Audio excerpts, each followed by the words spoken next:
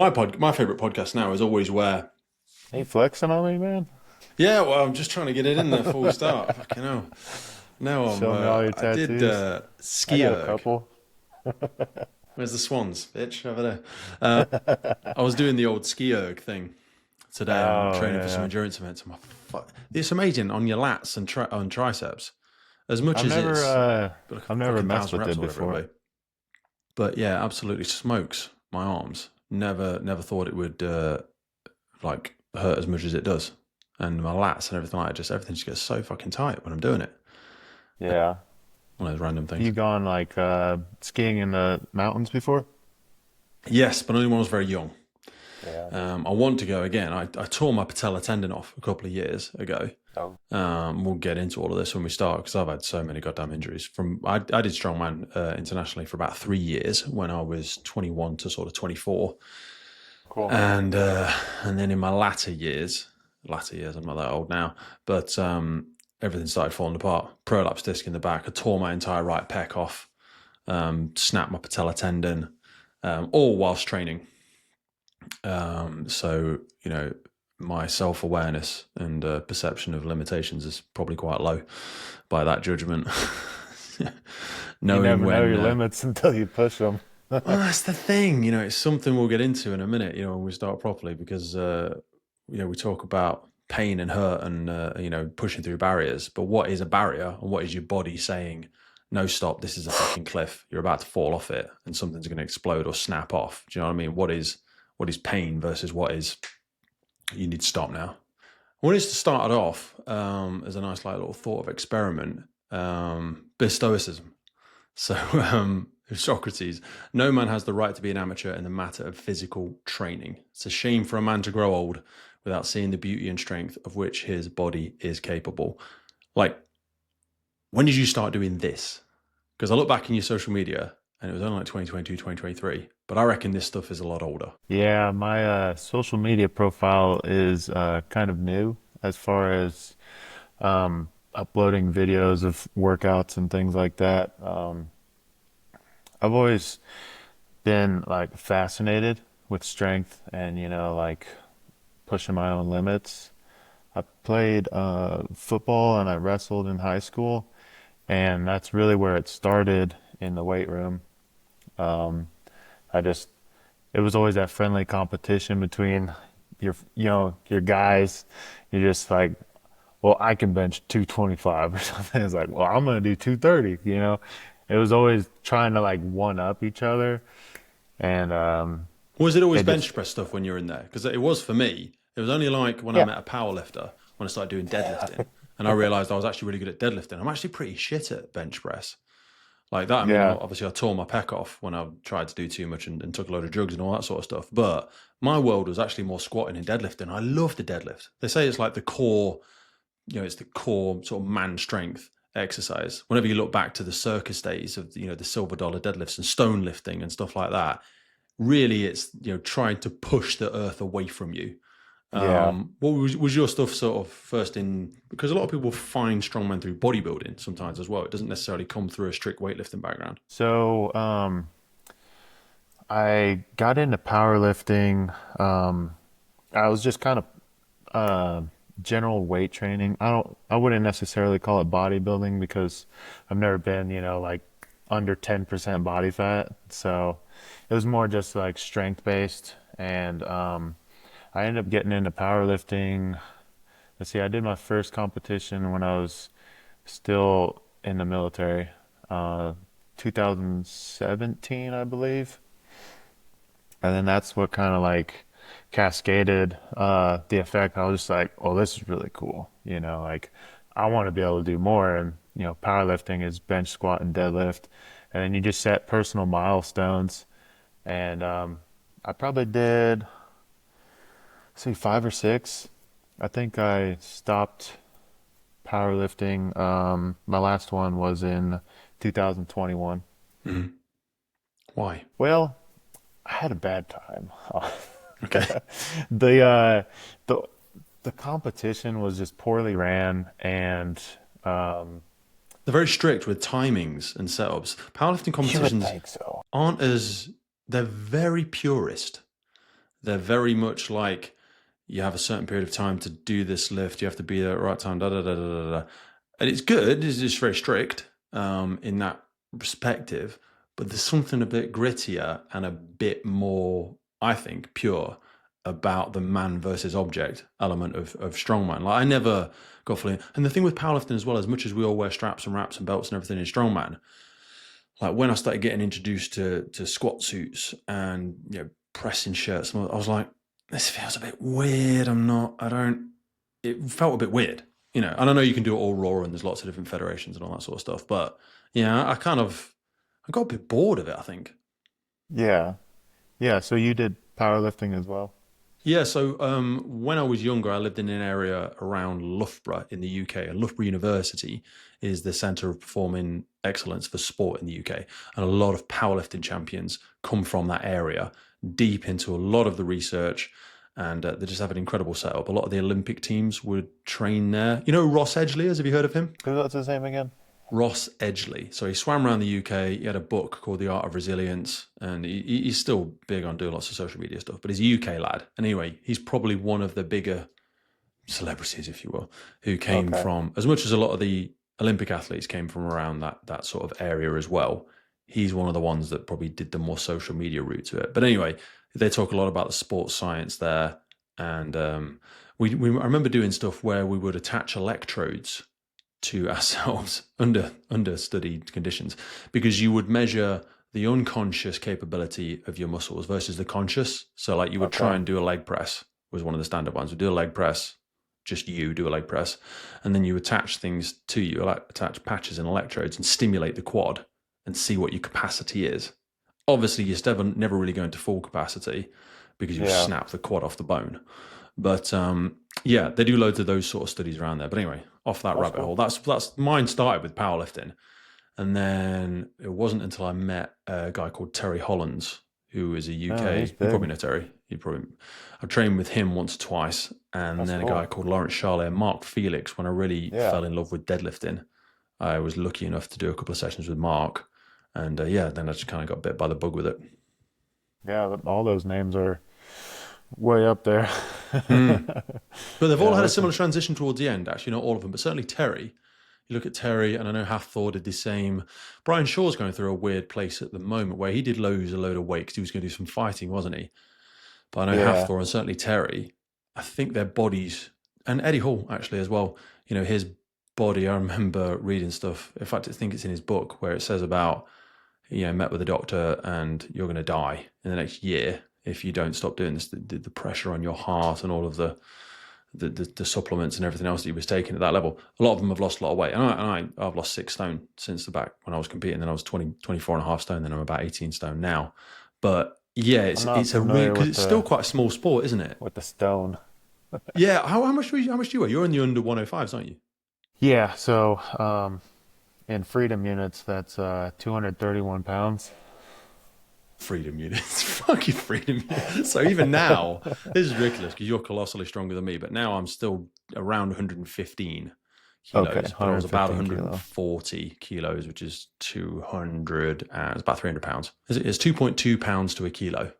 Yeah. So yeah, it was like, no, it would have been more than that. Yeah, I 200, I about always 300 bring pounds. out my calculator because I have to, some of these workouts are like competition is in kilos. You're like, "Ah." Yeah, I It is always so think much Americans do it simpler. in I pounds because mean, it sounds better. I'll say that. It It is just so sounds much like more. simpler. First 1,000 pound deadlift, and stuff like that. It just sounds better when it's in pounds. So yeah, you compete in the under 105s. Sorry, that's my ADHD dragging us down rabbit holes. That will happen a lot. Um, so you started in powerlifting. When did Yeah. you have that bad experience? What sort of steered you in a different way? Well, I was already like getting bored with powerlifting, and this was competition.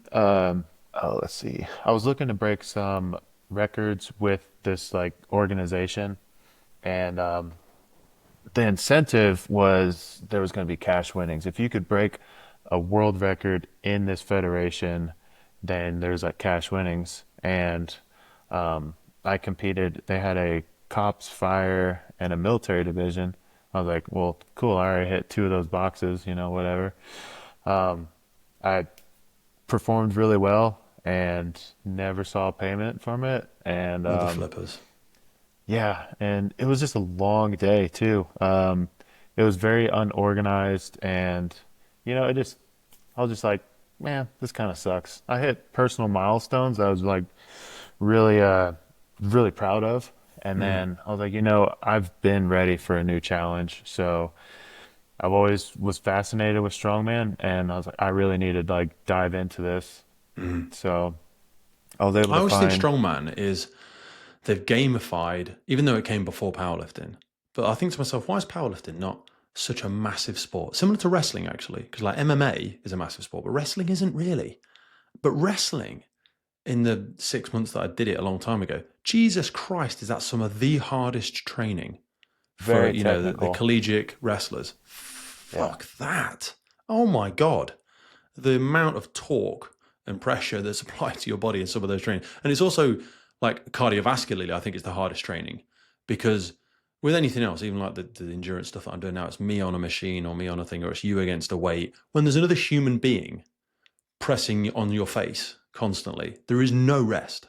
There is no rest. It is the Just fighting. hardest goddamn sport. It's not.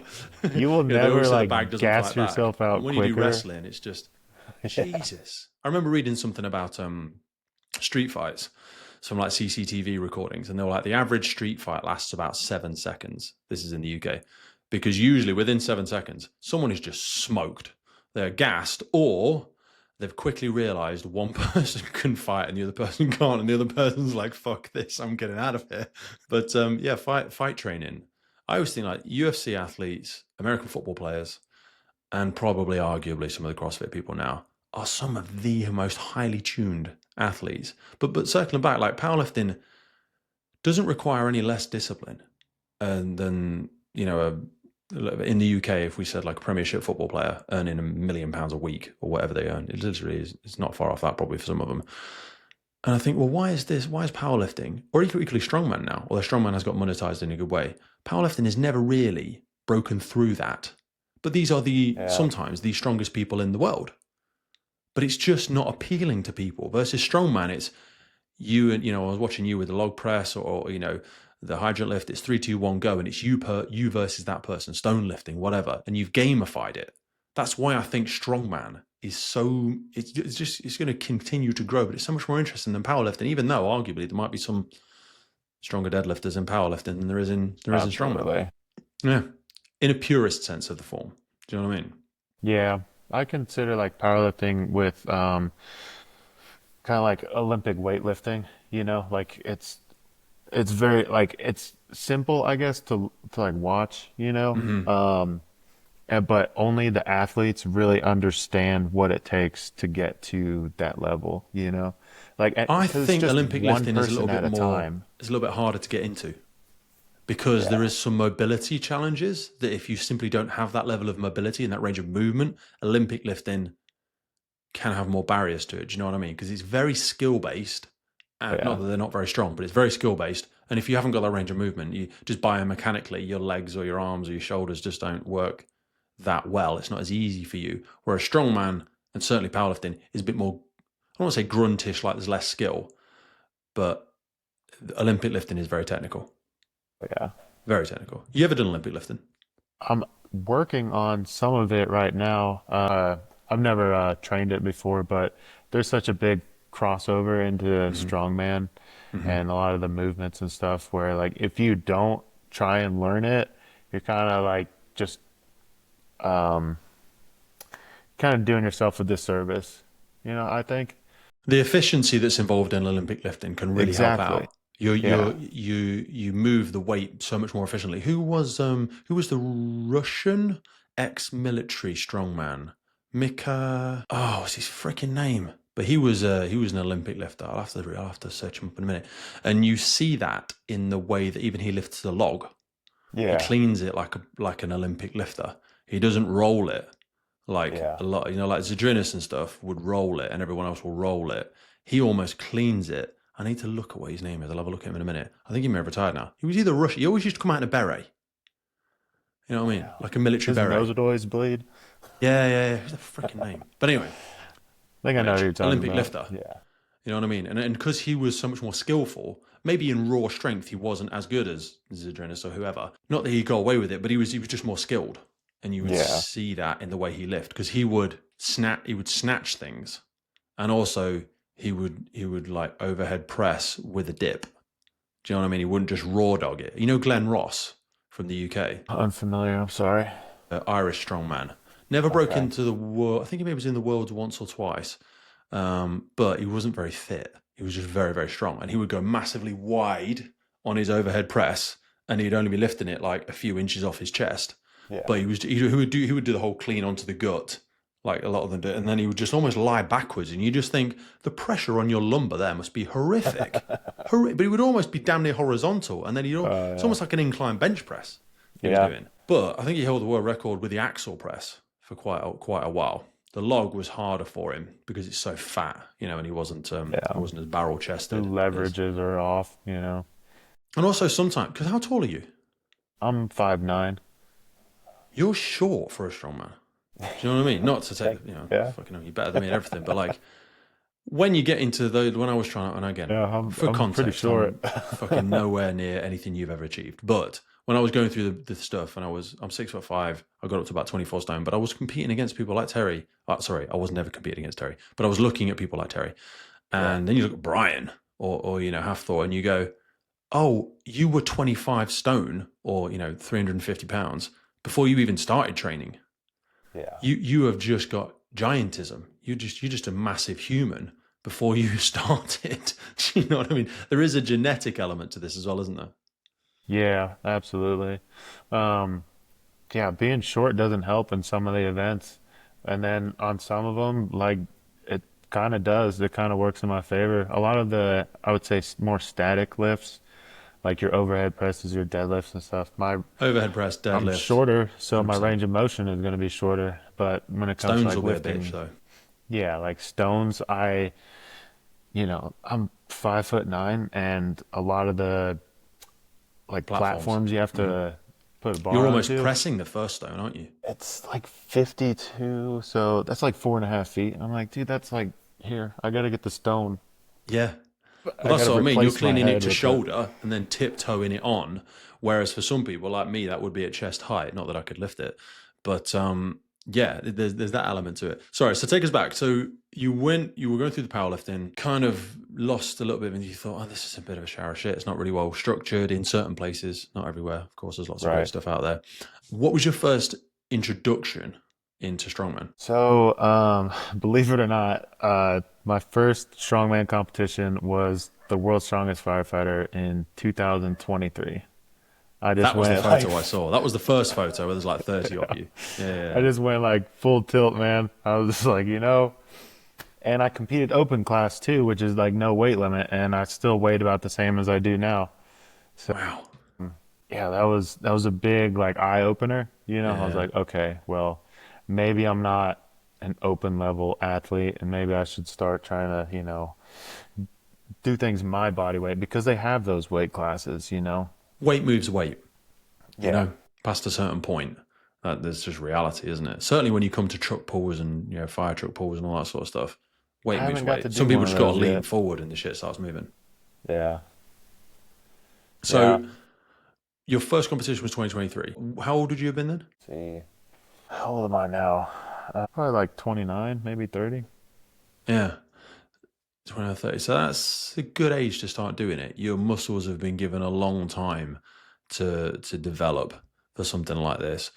When you were looking at the other people that you were competing with, because you're all still operational in some capacity, whether the police, fire, whatever, obviously in the firefighters one, they're only firefighters, but some of the massive people, would you be thinking like, how the hell are you still Yeah. working in the fire so you can't run up a set of stairs?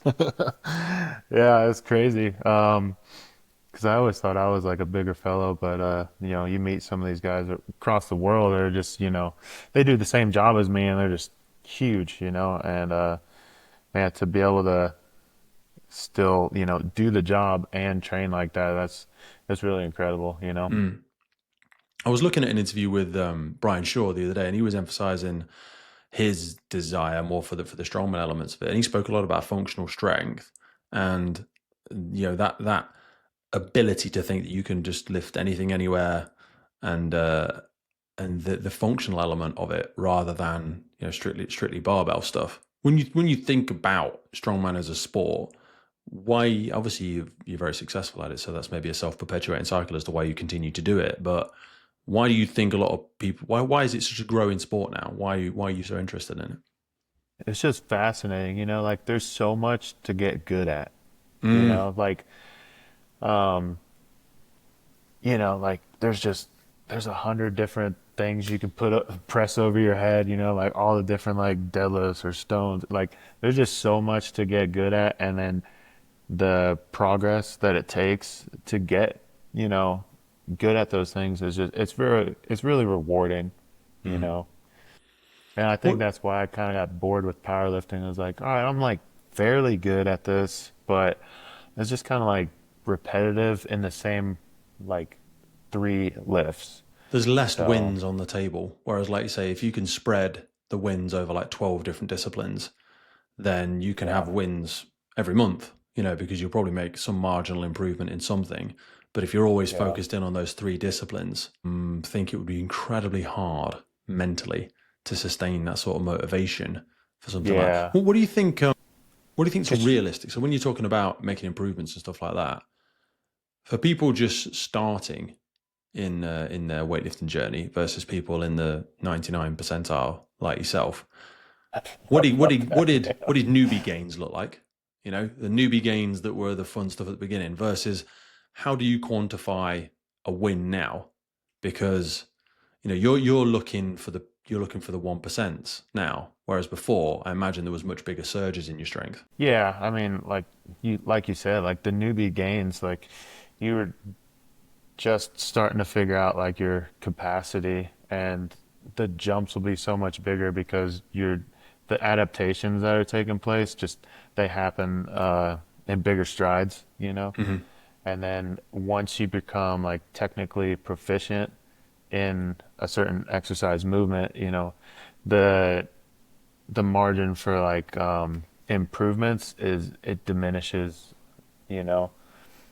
So It gets demoralizing. It can do. I mean, yeah, like just I remember on the log press, it took me a long time to be able to get 300 pounds over the Hmm. head, and then it took me even longer to like just add 30 pounds on top of that, Hmm. and but it's much more rewarding, I would say, because you're trying so hard in comparison, like Do you ever think about the finiteness of time the window that you have to continue to develop strength, though? When do you think we stop getting stronger? um I would I don't know if this is true or not, but I feel like you kind of reach your limit probably mid 30s, late 30s to 40, Hmm. Not to say that you can't get stronger than you currently are if you're like brand new to a strength Yeah, yeah. sport, but as far as like your peak fitness level, I think that I mean, I don't know the research off the top of my head, but I kind of think it starts to diminish closer you get towards 40 and beyond, I think that walks hand in hand with testosterone as well, doesn't it? Unfortunately, when you're in your mid to late 30s, those things can start to drop off, and then Yeah. you're kind of fighting nature, really, which is the frustration there. When you're looking at some of your training programs, I mean, the most basic principles that people think about with progressive overload and the principles. Like, do you remember the story of Milo and the Bull? Uh, Refresh me on that one. So Milo and the Bull was he was a Olympic champion, like strongman, 6th century. This was like before BC, so before Christ. And the story goes, and it's just an analogy for progressive overload, but he supposedly bought a calf from the local market, and he would walk every day until the animal had grown. He put it on his shoulders and walked to market, and then over the weeks, over the months, over the years, the thing would grow and grow and grow. And that's where, if you've ever seen a picture of a huge Yeah. jacked dude carrying a bull, which is quite an Yeah. iconic thing that a lot of people use, that's Milo and the bull, and it's the principle of progressive overload. So the thing continually continues to get heavier. He continues to carry it. He continues to get stronger. I think that's highly unlikely it was true with respect to any sort of biblical stuff. This stuff wasn't written down for thousands of years, and now we're supposed to believe it's factual. We say it's gospel, don't we? I'm like, I imagine that. If I told Frank a story now and asked him to repeat it in 6 months, I think he'd get it wrong. Do you know what I mean? So we're expecting these stories to have lasted thousands of years. But nonetheless, it's an interesting for progressive overload. So what does training look like for you now, in terms of structure, rest, all that sort of stuff? Because I never took enough rest. I think that's one of the things that I got a lot of injuries. So right now I'm in the off season. We could talk about that a little later. But I train 4 days a week, and then I have 3 rest days, and I just kind of split that up. So, um, and I'm working on my weaknesses right now. Just kind of breaking down each event that I find that I'm not as good as I would like to be, and then where in that movement that I'm struggling the most, or what needs improvement to get, to the next level. Mm-hmm. And we're doing overloads uh, in that way. So right now I'm What are the working areas that you want to on. work on? So I'm working on like the split jerk, for like Olympic style split jerk, and just the stability. There's a progression, like a progression model that I was taking some classes for a degree I'm working on. But the progression model starts with, stability, strength, then power. And that's kind of how we're working at it right now, is like focusing on the stability and strength. And then when it comes closer to competition, that's when we're going to really focus on power and, Yeah. just maximal performance. A great way to think about anything, because you're ultimately putting your foundations in place. It's a little bit like Yeah. if you were trying to push something really hard, but it's 2 degrees off. The quantifiable lost energy that is in that misdirection is just going to further highlight a weakness that's in your foundation, which is your balance, which is your stability. So it's loads of stuff that doesn't look very sexy. It's lots of, No. one-legged things and stabilization stuffs and barbells that have only got 50 pounds on them overhead, trying to do Yeah. slow, controlled movements. That's a lot I of think what that's a I'm lot of the doing boring right stuff that now. a lot of people miss, you know. Yeah. And then you're building your house on sand as you continually to get, because you can also get stronger doing the wrong thing. Everyone will get stronger, just Absolutely. past a certain point, until you fully have exposed that weakness when you've gotten so much strength in an unstable position that something goes snap. And that was me. That was prolapse disc in my back. I had to cycle right back and learn how to deadlift again properly, because I was just really exposing weaknesses in my back. But it takes a lot of humility to do that. I think Yeah. you have to really switch into a professional mindset, feel like yourself, and just say fuck everything else. Doesn't matter how it looks. I'm comfortable enough in myself and my abilities not to worry about how this does or doesn't look in a gym or on social media or whatever. Because you've almost, I always say most of us will never be great because we're not willing to look shit. Do you know what I mean? And looking rubbish is a bit harsh to say, but we're not willing to look like a beginner again. And then, like you said Yeah. with the powerlifting stuff, you're not a beginner, but you know what I mean? You got to have that student mindset and have that humility to do it. How much of a barrier do you think that is for probably anybody when they're trying to do something new? It can be very like humiliating. It's an ego check, you know. Mm-hmm. I got a new coach I've been working with for maybe just a little under a year now. And man, that was the first thing he's like, I don't like your deadlift. I don't like it. So he's like, guess what, dude? Did you say let's see We yours? are still working on it because like you just have those like muscle motor patterns that are like ingrained, and it takes so hard, or I mean it takes so long to like build a new motor pattern when like your body is used to moving a certain way. And it's just it's frustrating for me. I'm sure it's frustrating for him too. But Well, you you know compare it to like the Tiger product Woods that's going to had to be learn a there. whole new swing. Even after he'd won God knows how many world championships, he had to learn a whole new golf swing because he was ruining his back. Yeah. But when you've got a lot of success with something, you're like, no, I don't see what you see.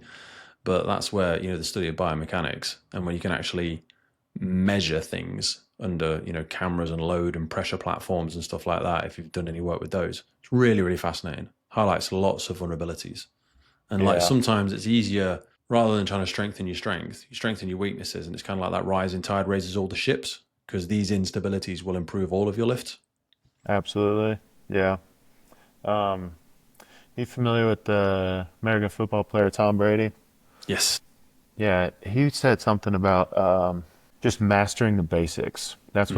That's what set him apart from everybody else. He's like, I'm just really good at the basics and I train the basics all the time. So I think that's kind of what we're doing right now in not as not as big scale of things, but I mean it still applies, you know. He talks about the fundamentals, doesn't he? Yeah. Because with respect to him, I mean, he's an incredible athlete, but he's a very underwhelming person to look at. He doesn't look the same as a lot of the other incredible athletes, but he has mastered the fundamentals. Yeah. He's so good at the fundamentals that he's not building his house. He's not a one-trick pony. You know what I mean? Where he's trying to build his house on sand. He's so good at the basics. Yeah. I think we skip past those, which makes it really, really hard for a lot of people, especially as you say, when they've started to get success in one element of their life. And when I started out strongman, I did not know any like of the base fundamentals. It was all just like aggression and like fuck you attitude. Like I can do this, you know? And that lasted so long, and I knew I was wearing my body down. You know, a couple of minor injuries, thankfully nothing major, but I knew it wasn't maintainable. You know, Mm. especially trying to get to that next level. Like I want to I want to like earn my pro card, which that just sets me up to compete against the best guys in the world, you know, like at this sport. So if I'm already run down, what does that look like in trying to like reach my goals? Like, well, it's not maintainable, you know? Mm. You got to like switch the engine out, haven't you? Because it's like saying I'm in a 2 liter vehicle, and then I'm telling myself I'm going to change to the gears and go another 40 mile an hour, or 60 kilometers an hour faster in this same vehicle. And someone's like, dude, you need to change the wheels, you need to switch the engine out. I'm not saying you can't do it, but with this current setup, the engine's just going to explode. The wheels are going to come off. You need to cycle back. I always Yeah. say we're too impatient to be intelligent, certainly for myself. You know what I mean? Just so impatient. You just want it now. And I think we get Yeah, rewarded, man. or we get conditioned in the world now. We're instant Absolutely. gratification. Yeah. Do you know what I mean? Yeah. I want to watch the whole thing on Netflix now. I will order it from Amazon. It'll arrive tomorrow, if not today. Where the fuck is it? Yeah. Do you know what I mean? I Yeah. don't want to wait for things. And I think that also, to tiptoe into that area is the reason you see so much performance enhancement in the sports these days, because we haven't got the patience. I say from someone that I took masses of steroids and growth hormone, and I think that contributed to a lot of my issues, Yeah. with torn muscles and damage and all that sort of stuff. But he's so, I was just so impatient when I was a kid. I'm still impatient now, but I've had to pay the cost. The only reason I've stopped doing stuff is because I've had to pay the cost of it. And And now like, it's forcing you to be patient.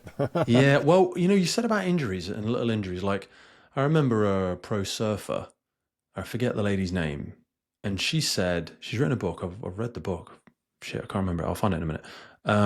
The body whispers before it screams, and I went, "Ooh, that's You so know good." something's not right. Yeah, you're not surprised when it You're goes like, snap.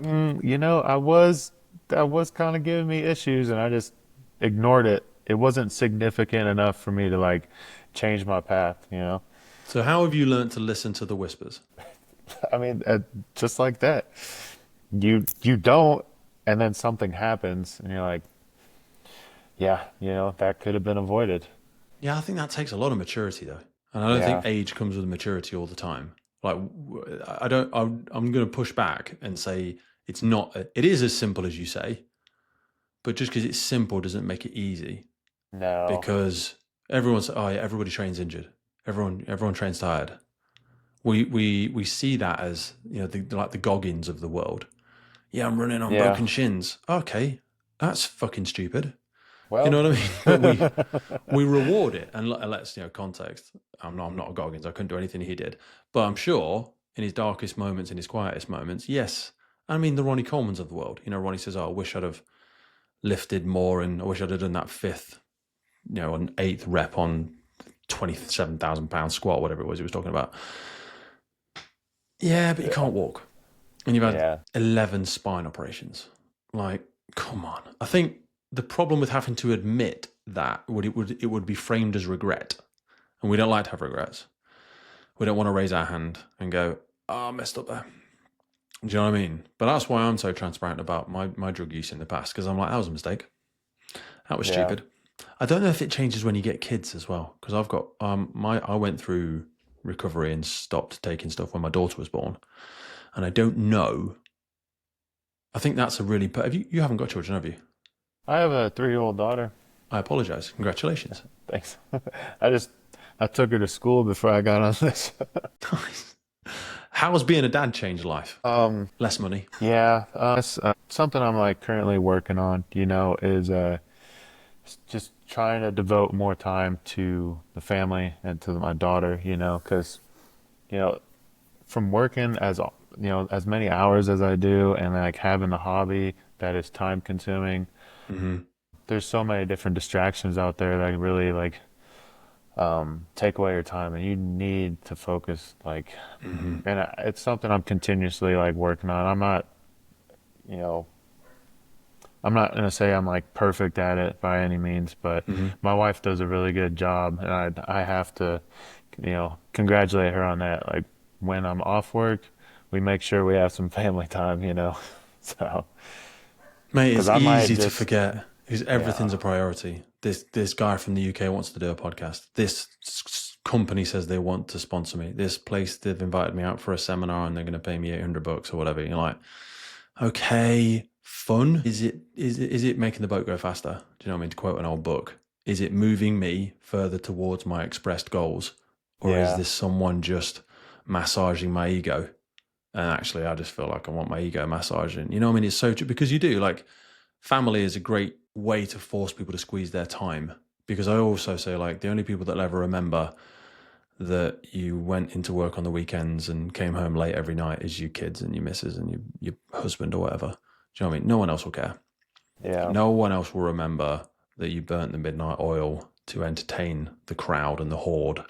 It will be your daughter and your missus who says, Frank was never there.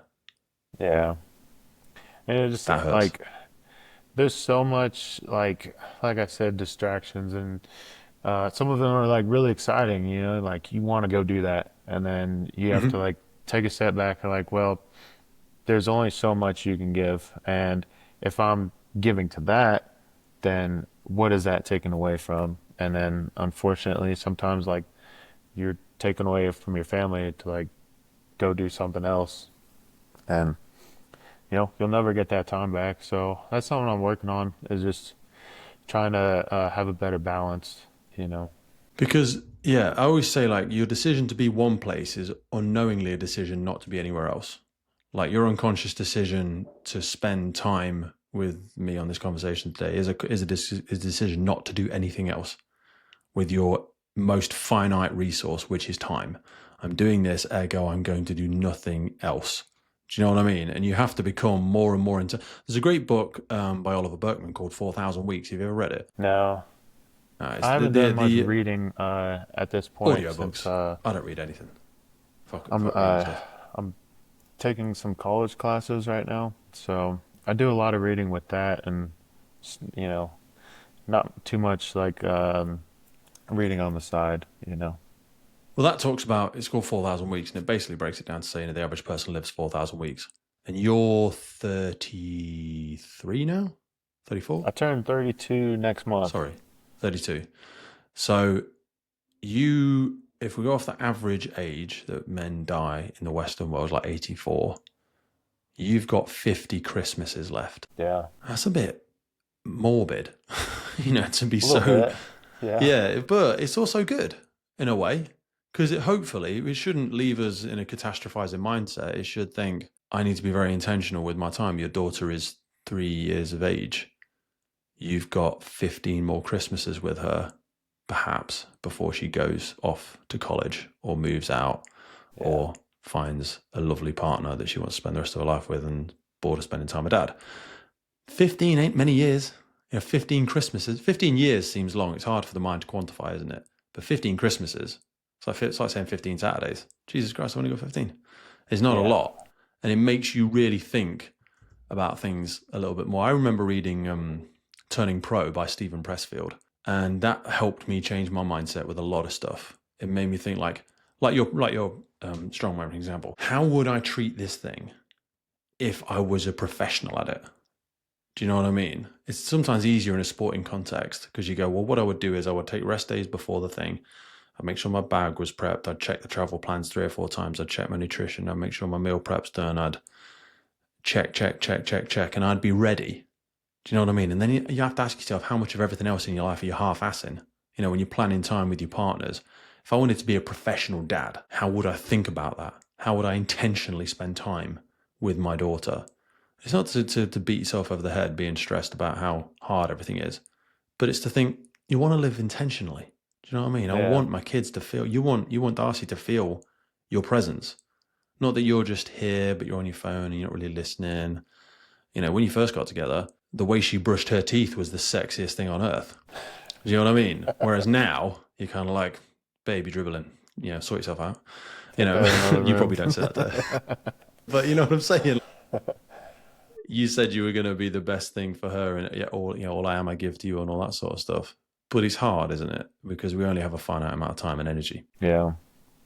Yeah, and I mean, you said 15 Christmases till she's, 18. Well, like now that she's like 3, she used to be home all the time, and I was like, oh man, this is just so much, and just they need a lot of attention, and Hmm. there's not much else you can do.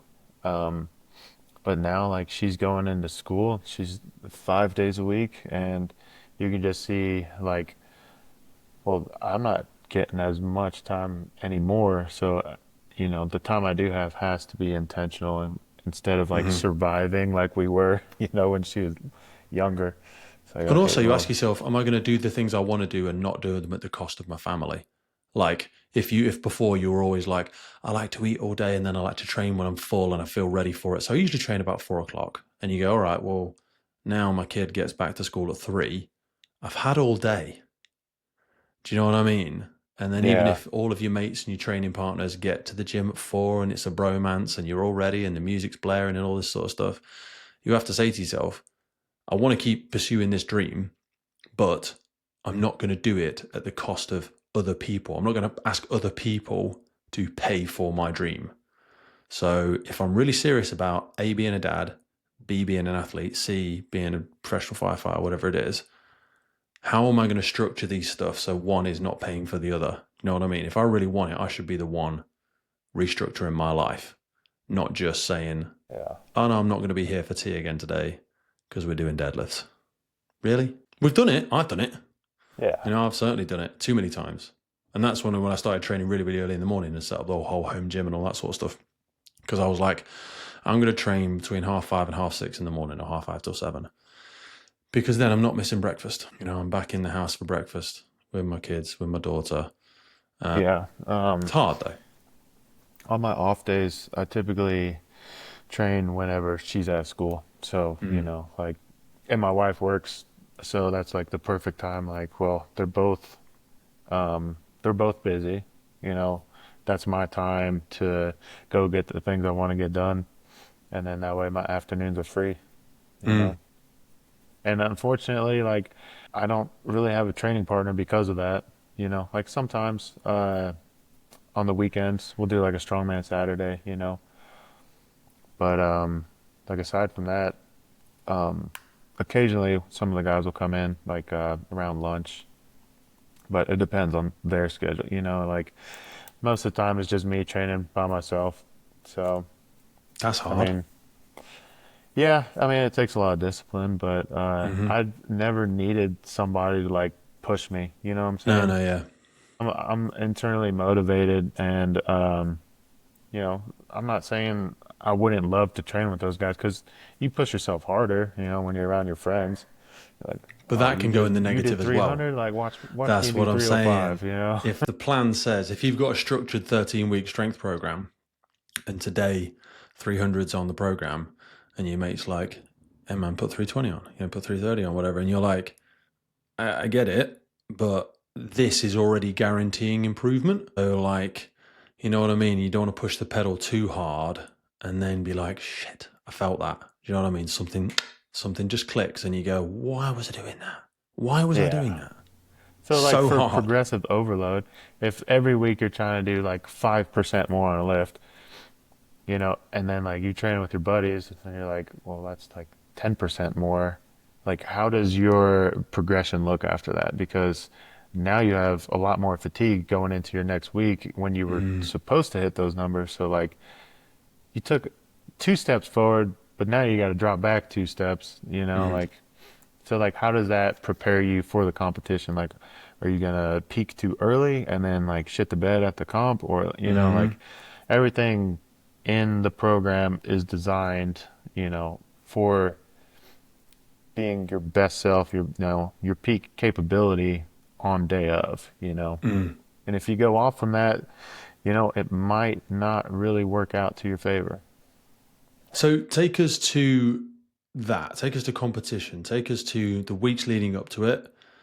Technique refining, deload. Trying to drop a lot of the weight, and then talk to us about pre-comp prep. And I'd love to just break down what was involved in this year's 2025 competition, and then kind of take us through the emotional roller coaster of that. So, I'd say about 4 weeks out from the competition is when I start doing things that are like more specific and like event run-throughs. So it's like very specific to what the competition is going to be. I try to mimic the training environment, to do exactly that. The weeks before that is kind of like uh, technique refinement, I would say, but still have that And event what like load are you at? Are you at focus. 60% load for these, or you're not doing competition weights, I'm guessing? No, it kind of goes in waves, where you're like 70, then 80%, and then like maybe 85, or some of the things like say sandbag runs, like it's hard to scale those. So there's And different also, ways. sometimes the load isn't really the problem. It's more Yeah, the like speed and the technique. cardio. Everybody's going to lift it. Yeah. Things like that. You scale it by how many rounds you do. So like I'm doing 1 round this day, and then next week I'm doing 2 rounds and 3 rounds. So what else? Oh, yeah. How much complete rest will you have before a comp? So there's a thought process that was explained to me by my coach about fatigue and performance. And when your fatigue is high, like it's hard to explain like unless I have like a Has an graph in inverse front of me. relationship, yeah. So your fatigue is really high as your performance gets high because like the compounding weeks beforehand. But as soon as you drop your fatigue too low, your performance also starts to, or your capacity starts to Mhm. diminish too. It's a So stimulation curve. It's about optimum performance. It's an inverted U, isn't it? yeah, and so we keep fatigue high until the week of competition. Like I'm not taking any breaks. Like even the week of, I'm still training, but the week of is definitely scaled back because I have to perform that week. But Hmm. yeah, it's throttled down to the last week. And I mean, it works. You feel like crap because your body is just like beat up. And How does that affect you you? don't Like, feel your best going into the show, I was about to say, yeah. but I I performed like I never have before. Like I was an animal out there. So I mean, there's a method to it. You might be able to ask him Well, to there's a big explain it thing a to be little said better for than me. adrenaline and performance anxiety as well, isn't there? Some people fall apart in competition, and some people just absolutely come alive with it. Do you know what I mean? It's Yeah, I mean, if you're, I'm kind of used to, I guess, performing as far as like I played football, I wrestled, like yeah. I did powerlifting. So being like competitive around others, it's it doesn't affect me. Like I don't get. I mean, I'm not gonna say I don't get nervous. Like I get nervous, but like once I do that first lift, like I'm golden. Like Hmm. I just tune everything out. Walls kind of go black, and I just tunnel vision. Like I have a mission and I just try to execute. Well, it depends how you interpret it, isn't it? Because I remember someone speaking about performance anxiety, and they said, you know, I remember, and I get to the stage, and then my hands get clammy, and I feel the butterflies in my stomach, and my heart rate rises, and then I know I'm going to have a panic attack. And you hear the same from another performer at the stage, and he's like, "How do you know when you feel ready for it?" And he's like, "Well, I know when I'm getting ready for it because my heart rate rises, my hands start to get sweaty, I get that sort of rise in my stomach, and then I know I'm ready." It's like the same wave of emotion is approaching both Yeah. people, But how to but like navigate it is yeah, yeah, different. yeah. It's whether you say I'm nervous about this or I'm scared about this versus I'm excited about this, I'm ready for this. And it's people think it's clever BS word games, but it really isn't. It's how you choose to interpret the environment around you, isn't it? Yeah. And like for those who get, I would say like competition anxiety, my best How do advice, you, if you had someone training with you, how would you help them get over that if anyone's listening? Because like we do a lot of firefight challenge events and yeah, some people are just so nervous. compete way more often than you probably should. Yeah. It will Just just, exposure. Yeah. yeah, just get out there and then like eventually like you're not going to be affected by it anymore. You're going to be like more relaxed after a while. Like you'll be able to like navigate those emotions. So take us to the competition. So for people that are unfamiliar, this is part of the Arnold Sports Festival, isn't it? It was end of February, March, Yeah, every year. This is the sixth time they've done it. I think it's the sixth time they've done it. I believe Active so. duty firefighters, men and women, different weight classes. What was it like getting to the? Obviously, you've done the event a couple of times before. What's it like showing up there? You know, how do you get yourself sorted? What does food look like on the day and the day before? Like, can you eat when you feel that excited and that sort of geared up for it? And then kind of take us through the events and the unfolding of it. Um, yeah, I know they have an Arnold Sports Festival in the UK. I Hmm. personally never been. Yeah, it's like a But smaller version of yours, basically. there's thousands of people around, like there's competitors from all over. It can be a bit overwhelming. And let's see. Especially when you're just trying to get in your zone and get sorted, because everyone wants to have their own space. They all want their own stuff and their And own there's no area. space for you. There's Yeah, no space. So yeah, you have to become friendly with everybody. Like, hey, uh, can I sit right yeah, yeah, here? yeah, yeah. Like, 100%. I want to just lay my gear out. I want to make sure everything's where I need it to be. Check. I mean, I've checked my wraps and straps and tape and chalk a bajillion times, but I need space and I just need to sit down, pull my hood over my head, put my headphones in, and just chill for a bit. You know, I know yeah, I've only got 25 minutes now, and I said I wanted an hour to warm up and get loose, and now I've got 25 minutes, and it's harnessing that, not letting your head fall off, isn't it? yeah. But since I've done it like 3 times now, you see familiar faces, and that Hmm. I think that really helps out a lot because you're not like just one person in a crowd. You're like, oh, now like, hey, that's my buddy. I remember him. Like, Yeah. catch up, and but Find the community in where's that strongman going? is very friendly as well, because whilst it's one against the other, it's not like boxing or wrestling or anything like that. We're both going to do the same thing, but we're Yeah, not actually against each other. We obviously are, but it's you versus the implement. It's you versus the event. It's not really me versus you, as much as it seems that way. We structure it in a way where, right, Frank and John, 3, 2, 1, go. Do you know what I mean? But it's not. You don't have to hate each other. There's no real benefit in that. no, You know what I mean? It's very friendly and and supportive. yeah, I don't think any of the firefighters in this competition have like any animosity against each other. Like, and you see it throughout the whole weekend. Like everybody, they're trying to help each other out in any way possible. Like they're like, hey, I noticed this. On like on one of your lifts, like try to like just tweak it a little bit. Like you don't want to mess anybody up, but if you notice something like so simple that they could fix and perform better, like I see that all across the board. Like people are just gonna go help you out, like even if you Mm. don't want them to. So what was event one? So event one, it was a 2-day competition. We had 4 events each day. If you qualified on day one, you made it to the finals, and there was a drastic cutoff. So there was about 40 people, I think, in my weight class in the 105 kilo, and only the top two made it to finals. So you had to be good, man. You had to be really good. And That's a but savage cut, isn't it? it's it's rough. Yeah. What And was the like first event? the first event was log press. They had two options, a light and a What's a log heavy, press? and it was for a time, Okay. I 60 prefer stuff for seconds. time. They're doing a lot more of that now, aren't they? Yeah. There's Yeah, a and bit I more think they, athleticism in the sport, less just like max lift.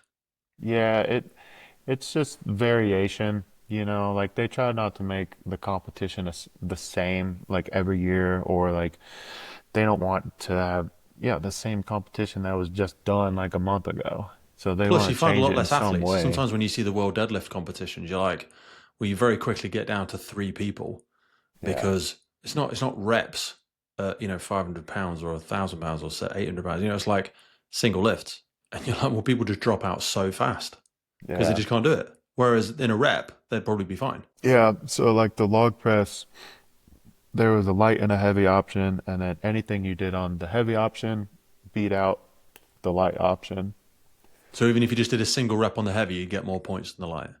Yeah, if somebody Okay. did say five on the light one, and then you did one rep on the heavy, like, will you beat them? Wow. So what was the So, heavy? How heavy was that?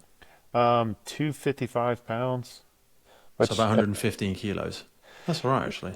yeah, and in my opinion, it was a little light, but Twat. Yeah, I mean, it's a bit of a bitch weight, but fair enough. So you obviously went for the heavy. well, I say it's light because I really like the log press, and I would say I'm fairly good at it. So for myself, I wanted more of a challenge, as far as the weight goes, you know. And I thought it was, I guess, light enough where, Well, the record um, is like 500 pounds, isn't it, for the log press? So it is a long way. is it 500? Yeah, it was a Giants Live, Iron Bibby, Iron Bibby's got it, right? Zavikis's world record. He did like 500 and something pounds. That I guy's know because it's about humongous. 230 kilos. I remember Zadrinis doing that in like 2021 or something like that. And I think it was broken in 2023. I'll Google it in a minute. But I think it's like Yeah, 500 pounds is like the record. that's So it's a crazy. long way off. Not, no, I can't do that either. But shit, I'm just saying there's a long way to go. So what reps was how did you do in that first event? I did really good. My All right. gas tank was like firing, man. First I event just ran vibes. out of Yeah. time. Oh, Like really? I could have got more, but I ran out of time. Like you only have so much in 60 Yeah. seconds. So I was able to win that event. I had a How good many reps in feeling. 60 seconds? I'll say I did like 7 or 8. Wow. Yeah, I Okay. was fast. It was, Do you have to put it down? yeah. Okay. Oh, I thought because from shoulder to overhead, with respect, you probably get a lot more because you could Yeah, probably do where three you or four just in a row, you and only then like keep it here. yeah, and you could just bounce. Were you allowed to? Sounds stupid. Were you allowed to dip press snatch with it? If you know what I mean, not snatch. Yeah, like Yeah, most push press. like pressing like variation or styles were allowed for Okay, that. good. Yeah. Yeah, that's still big though. 8 reps. Jesus. Okay, I so you won that event.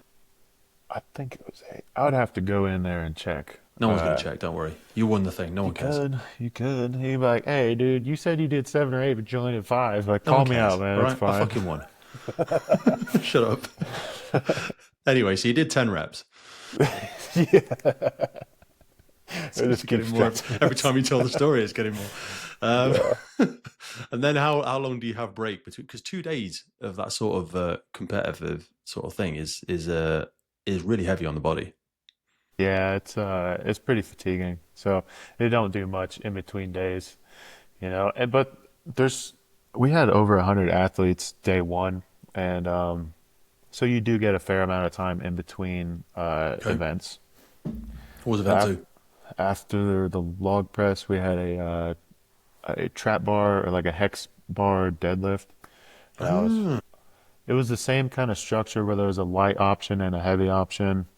But was it a standard deadlift? It wasn't like a car deadlift. yeah, it was just Yeah, you're familiar with like a Yeah, yeah, hexagonal with hex bar. bars, trap bars. For people that are unfamiliar, you're basically holding the bar. So with a barbell, you will hold it flat, standard Olympic across the front.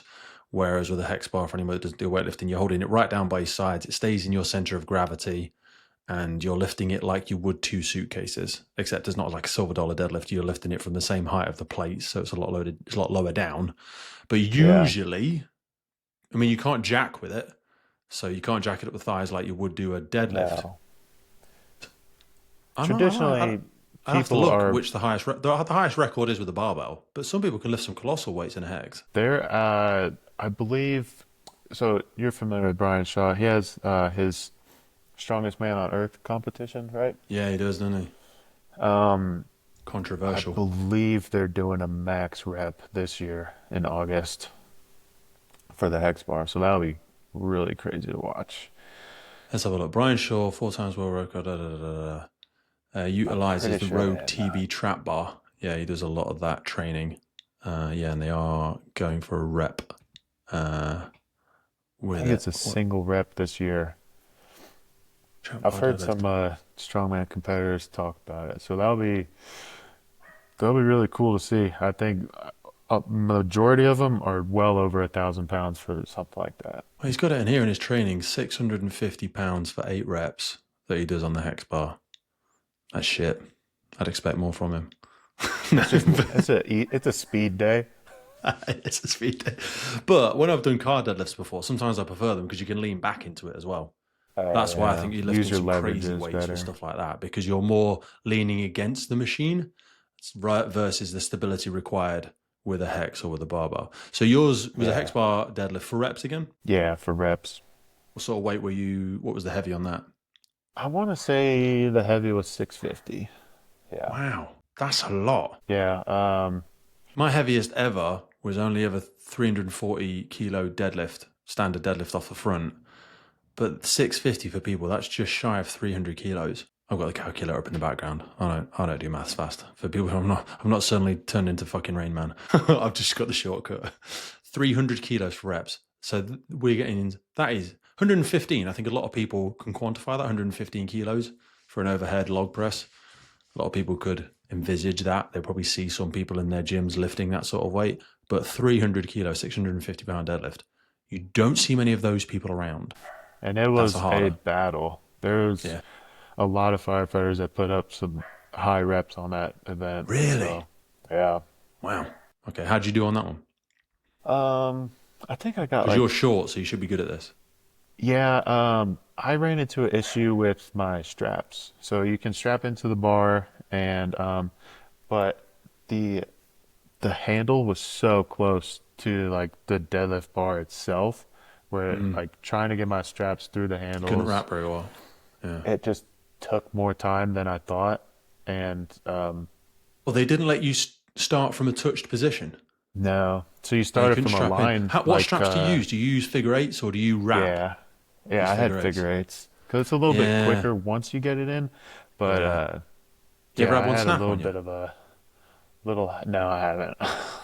No, I had that once. Scariest thing ever. Yeah. Yeah, yeah. Not because I was really strong. They were just really, really old wraps.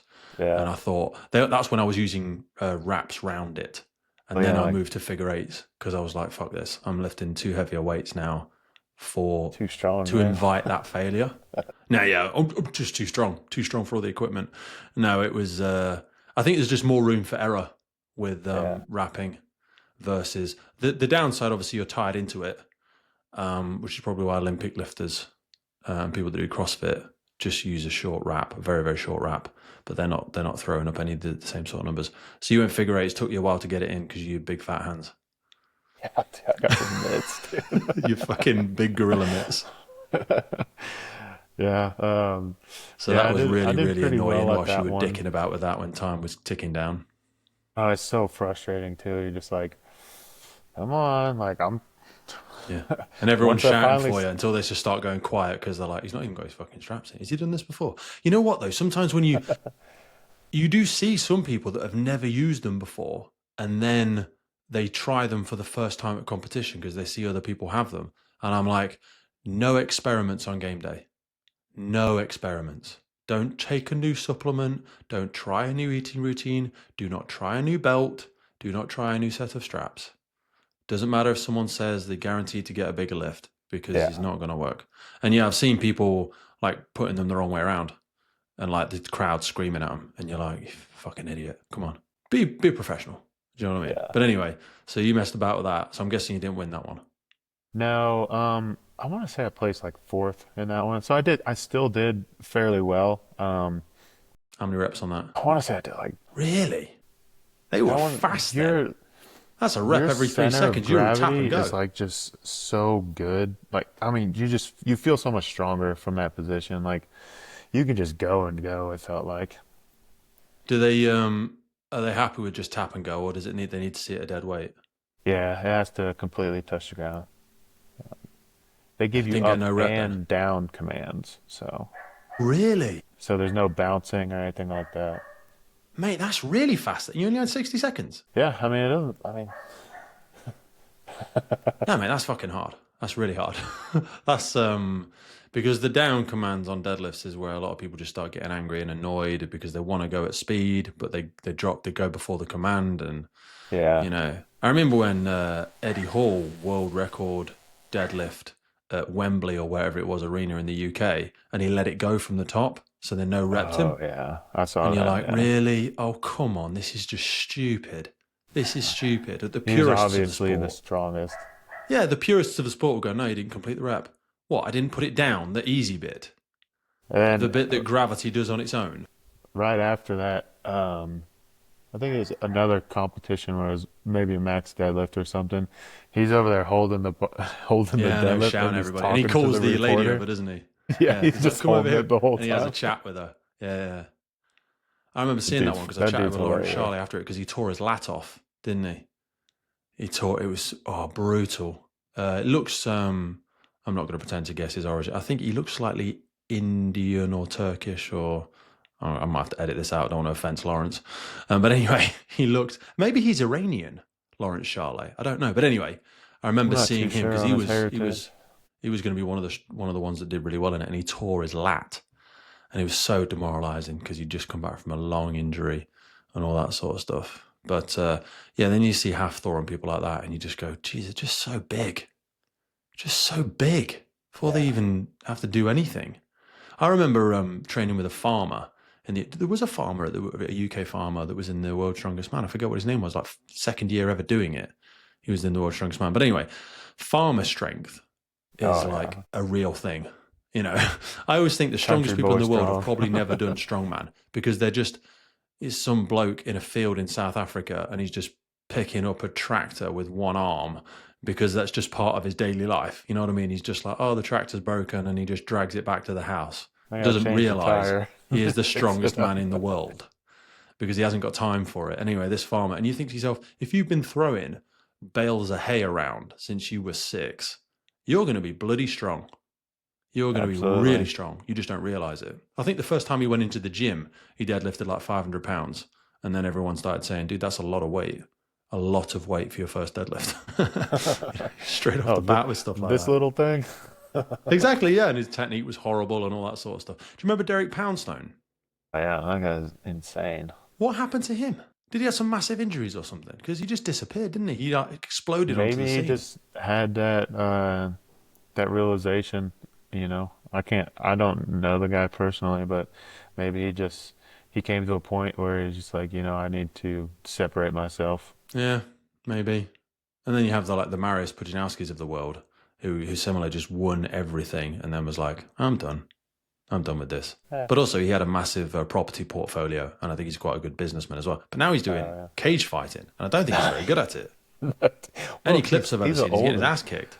He's older. I thought that was Yeah, it's a the strange guy's in thing his to get the into in guy's your like 50s. yeah, he's like he fought I want to say he fought in the UFC or he fought MMA for a Yeah, little bit, but I still mean doing it. the guy's in his 50s. Like He just what fought do Eddie you Hall.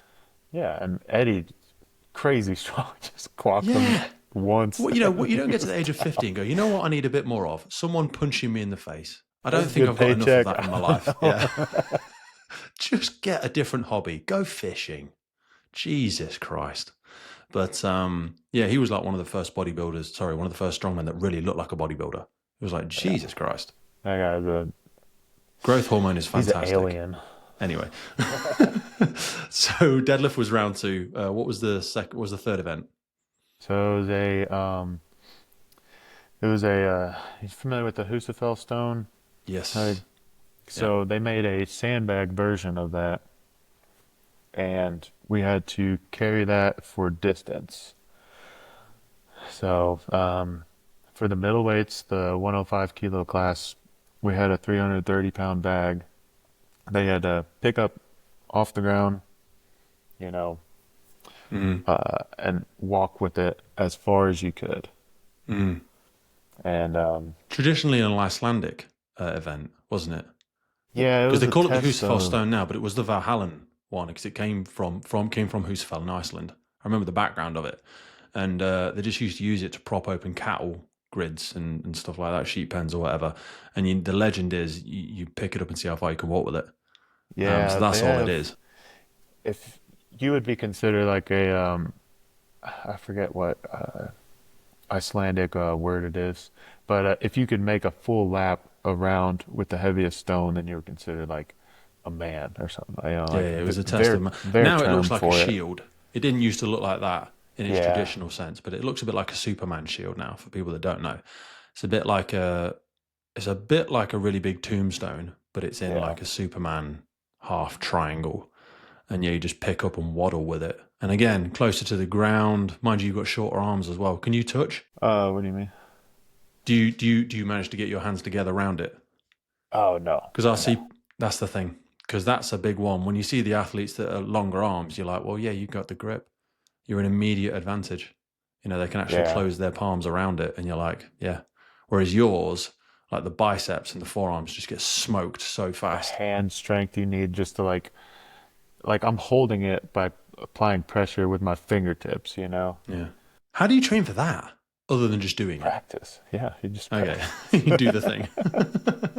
You haven't got any just do it, particular man. grip strength because there was those captains of Crush, wasn't there? Have you seen them where you try and Oh yeah, people used to take them to strongman shows and see what people could do outside. I'm not sure the practical application from that, other than the Hercules hold, maybe. With the I mean, columns. grip comes like there's a lot of like applications for a good grip and strongman. You know, Mm, it carries over into a farmers lot. walk. Yeah, Yeah. all that sort of stuff. So how did you do on the stone? So the Hoosville, yeah, they had a replica made out of a sandbag, but the shape was exact same, and I was Is able that to win Rogue that product? a Cerberus. Cerberus Yeah, strength. Great smelling salts as well. yeah. So I was actually able to win that event. I had a pretty big advantage going into that because the way they structure strongman competitions is based off your points. Like if you have the most points, then you're going last on an Yeah. event. And In the then you can next start getting one. strategic. You only have to Yeah. do enough to So win, and then you I can I back had the off. privilege of watching everybody and like how they were picking it, what they Hmm. were failing at, what they were doing good, and then I was able to like make a better game plan going into that one. I was like, okay, well, this is the distance to beat. You can. They allowed you to like kind of sit down with it, but the Oh, you object can is squat and readjust. yes, but it could not touch Hmm. the ground. Yeah, And yeah, yeah.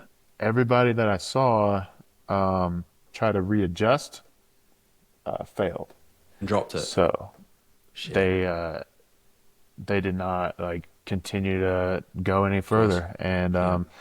I never practiced that in training. I was like, just stick to the game plan. I mean, that option is there, but I don't think it's going to be beneficial because I just see like you know, the unsuccessful like attempts at that. Hmm. So Well, Husafell Stone, when they started doing sandbags, it makes a lot of stuff a lot more accessible because you can buy the sacks and then fill them yourself. But yeah, when you're training for a traditional Husafell Stone or Atlas Stones or something like that, it's a lot of kit that you have to start buying and making room for. Because the Husafell Stone, for people that don't know, they're about 400 pounds. It's about yeah, it's 185 just a kilos stone like for a outside. single stone. Yeah, just Yeah, sit it in the garden. You've got to move it every now and again because it ruins the grass. You know what I mean? It's yeah, a big thing to have lying around. Yeah. You know, But a sandbag, you could, I mean, if you need a transport, you can take the sand out if you to want. sand And out. Yeah. Sand or dirt anywhere, isn't there? Moves a yeah. little bit differently. But so you won that. What you won that as well? Yeah. Smoking the shit out of day one then. Dude, I'm telling you, I felt the best I ever had going into this competition. Just like the confidence on everything. Like the coach was able to like he's he's really like smart and technical when it comes to the sport, and he's able to like I just like kind of analyze like what is going to set you apart, and then like Mm-hmm. that's what we need to build upon. So Mm-hmm. um, Who is your yeah, coach? Let's shout him out for a second. yeah, he's Travis Bogard. He's up in Cheyenne, Wyoming. Nice. Yeah. I feel like that name rings a bell. Maybe he's worked with somebody before. Probably worked with a lot of people. Um, yeah, I don't know how many I guess pro athletes he works with, but Let's have a look. So he's traditionally football background. No, he's not. That's a different person. I believe he played football. Oh, there he is. Rest Training Systems, University of Wyoming, Cheyenne. He's got Um, a lot of great information out there that, I encourage anybody who's listening, go take a look on his Instagram page and promise you'll find something beneficial. There's a lot of content on he there. was a national So, wrestler, 2008, 2009, and then he was a head football coach. Nice. Looks like an interesting bloke. yeah, he's Anyway, really smart with it. final event day one. We had a steeplechase, two sandbags. You had to run them 20, 25 feet clear over a bar, a crossbar, and then you run back, get the second sandbag, run that, clear it, and then you pick up both of them, clear a second crossbar. You know, so much more of a movement, Speed, mobility, endurance, yeah, speed. a Yeah, lot yeah, of yeah. speed. That's what I like to see more now because it lends itself more to what strongman traditionally was, which is a functional sport Yeah, versus just the standing still. How much can I statically lift? You know, moving and wrestling with objects. It's much more interesting for the crowd as well. yeah, it was a nail biter too for that one. Because me and a fellow firefighter, we were, I think we had like similar points going into this, and we were able to like we were able to go head to head in that event, and it was split seconds between me finishing second and him winning it. But it was really cool to go head to head with him because he's just Harry Walker. He's just such a fast and dynamic athlete. He Nice. uh, he won the middleweight World's Strongest Firefighter in 2023. He's a man of many hats. He does wildland firefighting. He still has ties to the military and deploys with them, and yeah, real Nice. good dude.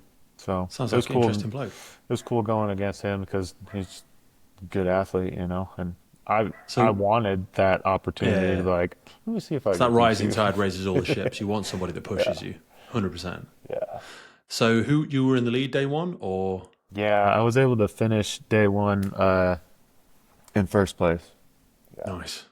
Does that help? I mean, obviously, it helps day two because of the way it works. But from a pressure perspective, Um. did you know the event? I'm sure you knew the events for day two already. Yeah. Yeah. They've Okay. released all the events, a couple of months before, so Mm. you're able to train everything. But as far as like the structure went, me making or winning first place did not structure me any different for the finals, just because they have like a unique thing where men and women are competing, and for the finals they were doing like a Wilks scoring. So it's kind of like a pound for pound, like they were trying to do a pound for pound equation with open class men, middleweight men, lightweight, and there's two women's classes, but any one of them could win World's Strongest Firefighter with like Based the relative scoring to and their everything. weight. Yeah. Oh, okay. So they Yeah, kind of like they structured all the weights for the events and like the scoring system to fit that. So that's interesting. it gave everybody the opportunity. Yeah. They wanted it. Sometimes I think, yeah, I get it because some people just aren't going to get as big as other people. and that makes it a little bit fairer when you have. But people just want to see that they want to see the strongest, irrespective of how much that person weighs. With respect, Yeah. that's the ones that gets the crowds. It's your events, really, with respect.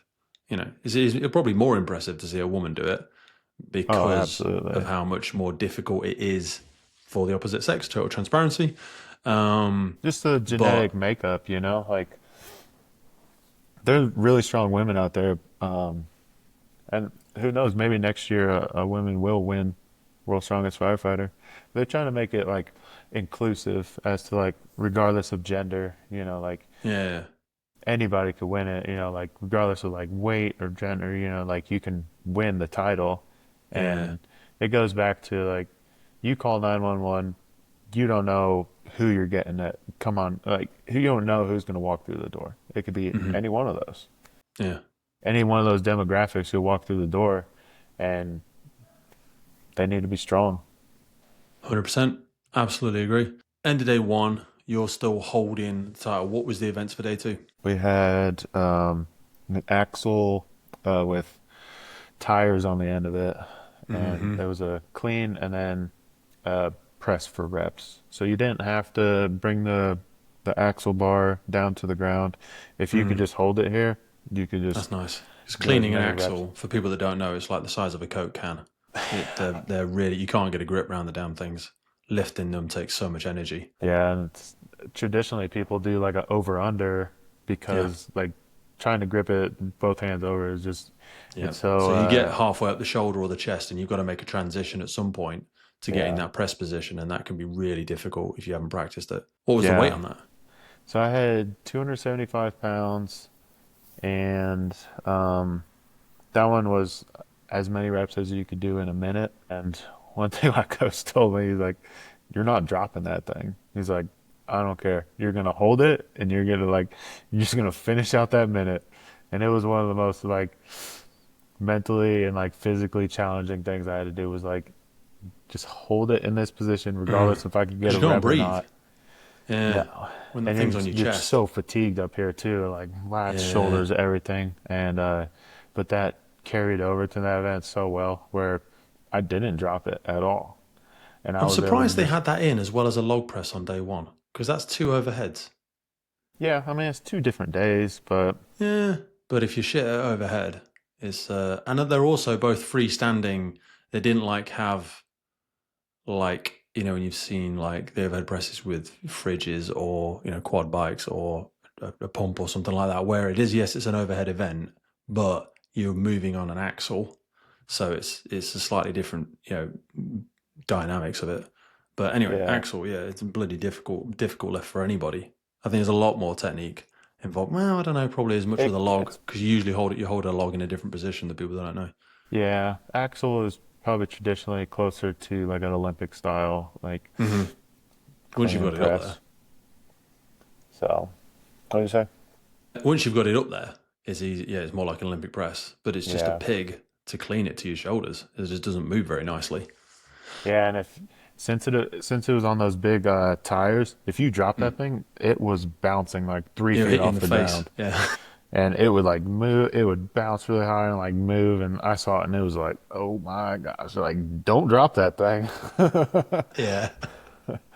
You're gonna be chasing it because it had to be on the platform for you to do the reps and have them count. It couldn't Oh like just right, bounce you its lose way off control of the it. It's game over. stage. Yeah, that You can get know, annoying real fast. What was the rep count for that? I want to say I got 9 and 1 that event across the board. Nice. Three events to go. Still lead. Did you lead through the whole thing? Spoiler alert. Um, I don't know if I did, but finals was supposed to be 4 events, and they had some technical difficulties with one of the events, so they had to scrap it. But so we got cut down to 3 events for All right. What finals. were they? So we had that axle press, and then we had a silver dollar deadlift, Mm. and that one That's a they crowd did. favorite because you see massive weights. Oh yeah, I think ours got up to like 915 pounds. Yeah, it was. I shredded my hands wide open. I ripped calluses off of both hands, just bleeding everywhere. It was rough. Even with the wraps? Well, I used the figure eights and like you still grab the barbell, you Yeah, know? yeah, yeah. So that was a mistake on my part. I could have used something else to like wrap, like a Hmm. standard strap to Mm. wrap the bar and be Was that for probably reps better again? off. It was ascending weight, so you still Uh, had a 60-second time cap, but you started at like a base weight.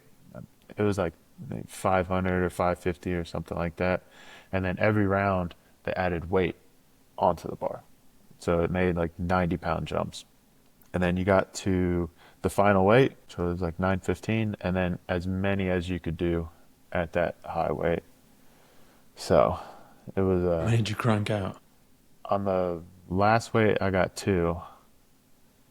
My first attempt, that thing did not move at all. Stared at you. I was like, I picked it up and like everybody was cheering, crowd's going crazy, and like I could not lift it. So I had to like drop it, recenter myself, like take a few breaths, try to like focus on what I was doing, and then I was able to get two of them. But How do you stop just, yourself panicking when that happens? I mean, there was a little bit of panic because you're like, dude, I have to do this. Like, if I want to win, like I have to do this. Were you not allowed to But skip weights? no, Because sometimes you can, can't you? uh, You can opt out of certain lifts and choose to go on the traditionally, next like one. for a max lift, like they make like I don't know 20, 40 pound jumps or something like that, and like you could probably like skip a weight if you didn't want that. But yeah, you couldn't skip on this. Yeah, it was. I was just like, after that first one didn't move, I was like, man, you gotta dig deep, brother. What did you shifted in training before? Because that's usually a good indicator when you can think like, I know I can do this because you've got confidence in yourself. What's your max on a silver dollar? I had a lot of struggle with that event. I Okay. um I only trained it like three times, and it was always giving me a difficult, I just never was able to figure it out. Because you Um, start from just above the knee, don't you? um, Or just below the knee? it's just below the knee, but once the slack is pulled, it's above the knee. Yeah. Because like, people don't realize when you break down a deadlift, and that's how you do like deficit deadlifts, because you realize what your slow points are and where your sticking points are, and you try and work through those. And if you've never done a silver dollar before, usually getting past the knees is the sticking part for a lot of people. They could be fast off the floor and then they grind it up the quads. But being forced to start with no momentum from just below the knee is really difficult if you haven't practiced it. And the weight all hits you at once Yep. because there's so much slack, and then there's none. So uh, That's where you I usually see things snap. I kind of figured it out the week of competition. As I told you, like we keep fatigue high and like we were just gas pedal down all the way through. And it was the week of competition. I was like, it's like, I was gonna take it easy. And I was like, like I haven't figured this out. I need another training session with this. And I'm happy I did because thankfully that last session, week of, I was able to figure it out. I was like, just like using your leverages and everything. It can be challenging, frustrating, and it Mm. seems like you're going nowhere, but just making little adjustments and trying things like just a little bit different can make all the It's like difference. putting combinations in a lock and you just get Yeah. the final digit right and then it moves and you Yeah. go, oh, right, yeah, okay. So I need to lean through my heels at that point and just slightly lean backwards and drive versus trying to lift it vertically because I you was can almost having get away with a reverse pull past a certain point on those. yeah, like I was having the hardest time at that lift, and I was like, there's the way I was feeling, I was like, dude, I'm so close to this, but like this weight isn't moving, and the way it's looking, like this is going to be really humiliating. And Yeah, but but do you start getting strategic at that point? Like Travis, looking at the points and stuff like that, you've still got two events left. Do you not start thinking strategically and thinking, let's lose the battle to win the war? I guess yes and no. Like I'm never the type to just like quit on it. Like I'm gonna keep trying until they tell me I can't anymore. Like hey, your time's up. So I would have stayed up there like as long as it took. Like I know it's only 60 seconds, but sometimes it feels like a lot longer than that, Absolutely. you Yeah. know. When you I mean, stood there at for five certain seconds point, staring at it, it just seems like a time. It's just glacially slow. yeah, at a certain point, you might cut your losses. You know, I see people do that. They're just like, like it's not there. Like I'm I'm not trying and moving this. trying, Yeah. but in my head, I was like, as long as I stay strapped in there, nobody's telling me to stop. I still have time. I'm still gonna try. Yeah. Think about saying strapped in. Do you drop to your knees so you can actually breathe? Because once you're strapped in, it's hard to breathe. Maybe not on a I silver dollar, can't. but certainly on a normal deadlift, when you're in the Yeah. hole, like I always stay on my knees until I'm ready to lift because you can Yeah. barely breathe when you get locked in. Yeah. I don't I don't know if I dropped down at all. I I'll need have to it for a minute. Because yeah. it just like you're a big barrel chested guy. I'm surprised you can breathe when you're squeezed into that position. Were people allowed suits or was it all raw? No. Yeah. Raw. Yeah. Yeah. Cool. So what was the last two events?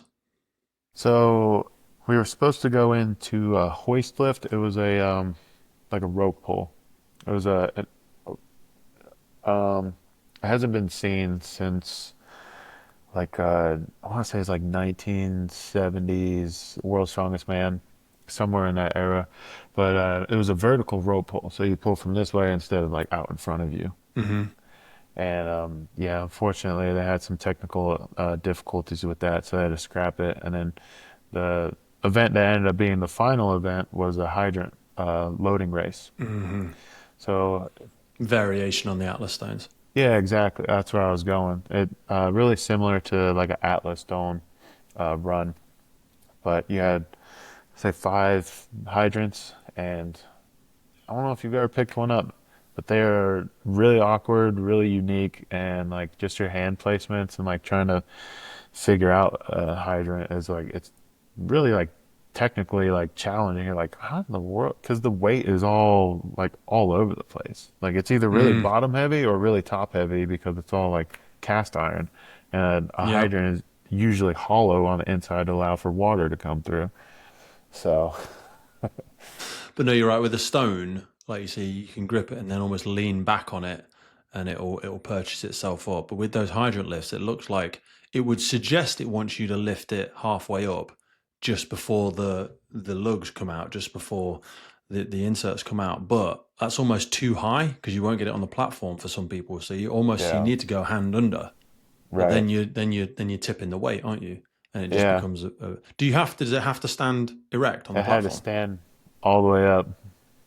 So Yeah. you couldn't just like tip it on its You side, can just throw it on pick now. it up like like a stone or a sandbag or something, and Yeah, then that's really a tall person's event then. I want it. No, I'm short. I want it. So how did So that I'm moment making feel? do Because with my knowing short that was the size. last event, you must have known going into it what you needed to do. Because I imagine you went last on that one, did you? No, just to like the Oh, structure of it, since they had all those different weight classes, I think I still went in like the middle of the pack, but um, I knew going into that event that I was doing well. I didn't know how well I was doing, but I knew I was doing well because personally, I don't like to look at the scoreboard and like I don't want to like throttle down to play like the long game or something. Like me not knowing is better for me to perform at my best, or else I might just like just not try as much. So so I knew I was real. doing well, didn't know how well, and then I smoked that one. I got the fastest time, and I thought I didn't know I won that one until like the whole competition was over Wow. because it was split seconds, you know. Yeah. Like I Yeah. think Imagine at that level. the guy that I thought won, I ended up beating him by like point 0.3 of a second. It was that close. Jesus. And he's a really tall fellow. So what do you win when you win something like that? Obviously, you get a big So trophy. yeah, I got that. I don't know if you've seen the photo. I got that gold-plated fire axe. Hmm. We're going to use that. We'll share it with people if they haven't seen it. Very It's so traditionalist to get. cool. Is there a cash prize for it? No, so the Bastards. organization in itself is a non-profit. Yeah, yeah. Somebody's making money. I promise you. So they were talking about perhaps in the future having some sort of like cash prize. I honestly don't know if there's going to be people that will take that or if they're going to like turn around and donate it, you know? I think they should take it Yeah. personally, because with respect, it takes a tremendous amount of discipline to perform at the level you're performing at. And otherwise, you just become a busy fool and they rely on the sport operating on passion. Yeah. And I think we should reward athletes much more because I think it then makes the sport more sustainable. It makes it easier for people to justify the commitment to their families if they know that all of this travel and all of this personal investment is not just a hobby that's got out of control.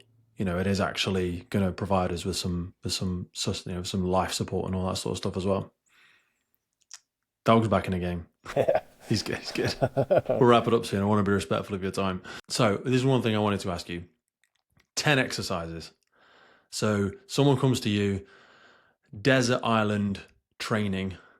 You've got 10 exercises you can do for the rest of your life to remain strong and functional. What are those 10 movements going to be? I'm going to write them down. I'll keep track of them for us. All right. Number one, bicep curls. Obviously. Obviously. Um, Awesome. Least functional, most impressive to look at. But I triceps mean, is you have to 70% have of the big game. arms. Like, Set triceps are 70% of the game. You go killer tries, you know that. Come on. Okay. Biceps. I gotta can't have good believe you said that as biceps. number one. So Um, good. yeah, deadlifts. That's like one of the most functional lifts you can have. You know, Would you go barbell or would you go hex? I think for general population, I think there's hex bar probably has a lot less I think risk it's of healthier injury. for your spine. Yeah, I think there's a lot less risk of injury associated with like a hex bar. So that would be a big one for me That's number to two. What's number recommend, three? you know. Let's see here. I mean, obviously some type of shoulder press. I think that's What are you good. going I for? think it's really functional, just because, I mean, you could see that movement in like, I don't know, most of your life, you know, Mm. whether it's like, Dumbbell, barbell, log press, military, I'll say barbell. Yeah. barbell. Yeah. You could put more weight on a barbell traditionally than dumbbells. There's a lot to be said for kettlebells. I know it Yeah. sounds a bit gay, but kettlebells are great. I There's know a they lot don't of use them in a stability lot with of other kettlebells. sports now. I use them for sure. They're great for stabilization because they're a really difficult implement for people to play around with. There is a lot of skill, or if you get good at it, you need to be more skillful with a kettlebell. But Yeah. I we're do going with the like barbell those, overhead. I have the kettlebell like underhand. So like I'm holding the handle, all the weights up here. And I do presses like that for shoulder stability and Nice. wrist stability too. Cause like that weight, if you have weak wrist, wants to like tip over and fall. I do that bent down single leg, if that makes sense. So I like left leg up, right leg down, and then I Like a right lunge. handed sit it above that. Yeah, like in a lunge position, but with Yeah. my right knee on the floor, Yeah. just so I'm throwing in all of that core difficulty Yeah. as well. Um, and I like to do Turkish get ups Oh because yeah. they're really good for shoulder stability as well. Really, you can do a lot with a kettlebell. Anyway, Yeah. barbell overhead. That's number three. What's number four? Dare I say bicep curl? We'll throw them in again. I'm just kidding. We're gonna go hammer curls this time. So we're going straight bar. We've got hammer curls. Let's see. I mean, I like squats and lunges for sure. I'm not Which one are you too having though? Desert specific. Island. You're not allowed them both. Well, you can have them both, but you're going to lose 2 points for it. Squats and lunges? Well, yeah, it's two separate movements. You can't have them. You can have them both if you That's want to, but that's going to be that's four and four and five. five. Yeah, that's 4 and 5. Okay. Yeah, then Yeah. squats and lunges. I'm gonna run out, man. Any preference on squats? Do you go barbell? Do you go? I forget the Oh special yeah, bar. I That's like the safety bar. safety bar. Yeah, That's what it's nicer. called. It's a lot easier for Yeah. people because there can be some shoulder restrictions for people with it with like an Yeah, and Olympic it kind of squat. like I feel like it compacts your torso more.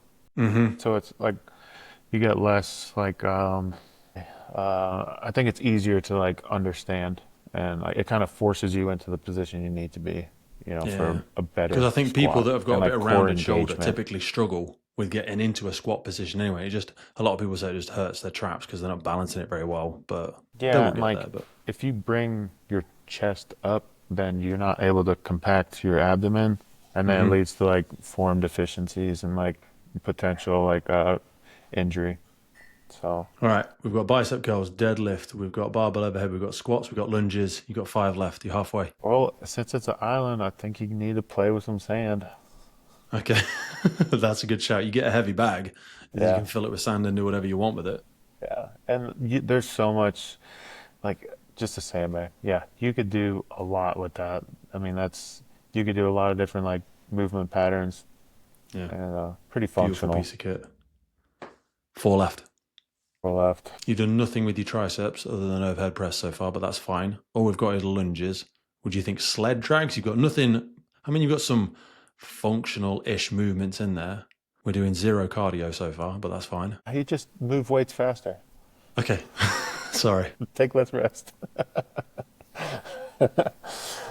Um, yeah, nothing for triceps. I guess you gotta do some, what's my favorite one? Do you dip at all? I traditionally I don't because it's rough on my Hurts my shoulders. shoulders. Yeah. Yeah. Since I tore my pec off, I don't really dip. Anything Yeah, at all just scares me. I've I don't feel comfortable on that one enough to like recommend it to people, you know. People that do plate loaded dips, I get it's impressive, but I don't know why you would need to do that. I just feel just do more dips if you want to. Plate loaded dips, you're just inviting injury. I don't think that's I don't know. Maybe it's because I can't do it very well.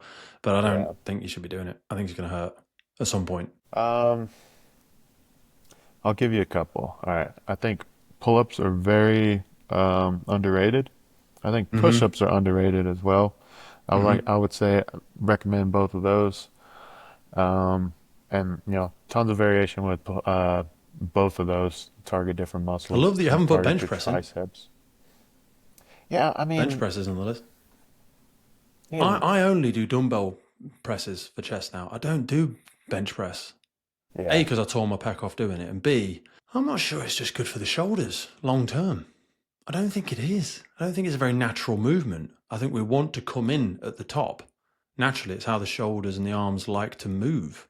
I yeah, think it's very, very weak in that top third position for a pec, which is a flat, thin muscle. Again, I'd rather just do stuff with kettlebells, with dumbbells, and loads of push-ups. But hey, yeah. maybe it's because I'm shit at it. I would say I like incline bench a lot more than flat bench. Mm-hmm. I 100%. mean, I see like the just because I'm in strongman, there's no like real reason for like strong pecs, other There's no than real like reason the in top life part to be to very have a strong at pushing forwards. It's not a functional movement. There's no practicality for it really in yeah, life. American football player, wrestler maybe, push people up. Yeah, maybe. Yeah, I mean, definitely maybe for a football player. But other than that, I couldn't really see an application for it for people in general life. We're talking about longevity. You're going to be on this island for the rest of your life. Yeah. And You that's can why I take your said missus and your push-ups daughter and with you. pull-ups. You Yeah. know, push-ups and pull-ups. Those are fantastic. Um, Last two. I guess you need to do some abs, planks. Yeah, those are probably one of the best like core stability exercises. Beautiful. I don't know if you're going to throw a farmer's walk or something in there. Something that keeps it functional. Yeah, we can do that. So we've Uh, got bicep curls, we've got deadlift on the hex, we've got barbell overhead press, squat with a safety bar, we've got lunges, we've got sandbag, pull-ups, push-ups, planks, and farmer's walk. For the rest of Beautiful. your life, you're never going to do another calf exercise. Never mind. I could, I could probably make a really good workout program with just those 10. 100%. Yeah, 100%. that's whole body. So you're 32 now, 32, 33. Yeah. Last two things I wanted to ask you. Is firefighting a job for life? Because you're getting quite successful at this Mm. other thing now. Oh, it's crazy you brought that up, man. We're gonna be here a while. Oh no, that's what I'm saying, mate. You know, the more I So do this thing, and even though I run a podcast for it, I'm like, the health implications, the let shift me work, the ask night you a shifts. question. hmm How long have you been firefighting? Just because I don't. 17 years. 17 years. Okay. Yeah, 17, nearly 18. Have you ever considered another job? In the last 3 years, yes. Have you any other experience? Because you said 17 years, so imagine you started fairly young, right? So I started as an on-call, like volley, as a volunteer firefighter. I did that for a number of years, where I also had other jobs. So I worked in factories. I ran a few of my own businesses. I had two gyms. So I have had real jobs because I know what you're Yeah. saying. Some people that join since they're 18, they've been conditioned into this little echo chamber. They don't have any appreciation for A, what other jobs they could do. B, Yeah. sometimes they're not very hard workers because they've been in the fire service all their life. And some of them are lazy, very lazy. They're used to a certain routine and lots of days off. Yeah. Have you had different jobs? No. So Mm. I joined the military at 18, and my job in the military was a firefighter. So I served for 6 years, and then I got out, and I'm doing the same exact job I was doing. Mm. So there hasn't been much change in that area. I mean, I did landscaping before, like in high school, Hmm. but nothing that was like real technical or like needed education for, you know. So Do you see yourself doing it for another 20 years? that's the difficult part because I'm sure just like yourself, you're like, well, I've been in this job for so long. It's for me, it's like I don't really know a whole lot other than like what I'm passionate about, and that's like Mm. sports and like physical training and stuff. So, but could I make a career off of that? I don't know. Like yeah, I feel like the market is very like oversaturated, and Massively. you have to find like that niche, I guess, that's going to be profitable, you know. You could try and create, and I don't know if you do any coaching, but like a niche within a niche. You train people for specifically firefighting strongman competitions because even the world of strongman is not really it's a slight niche. It's smaller than the physical fitness world. You know, Yeah. the top off Instagrammer that's doing high rocks or fucking bodybuilding is you throw a stick in the air, you hit a bodybuilder these days. You know, Yeah. whereas strongman is more of a niche, but when I've done a lot of coaching in the past, it takes a lot out of you. You have to invest a lot of time into other human beings. Yeah. Doesn't make you a bad person if you don't enjoy it, but it's just a lot of check-ins and catch-ups and stuff like that. And sometimes it's harder to work on yourself as an athlete if you're so busy pouring into everybody else as well.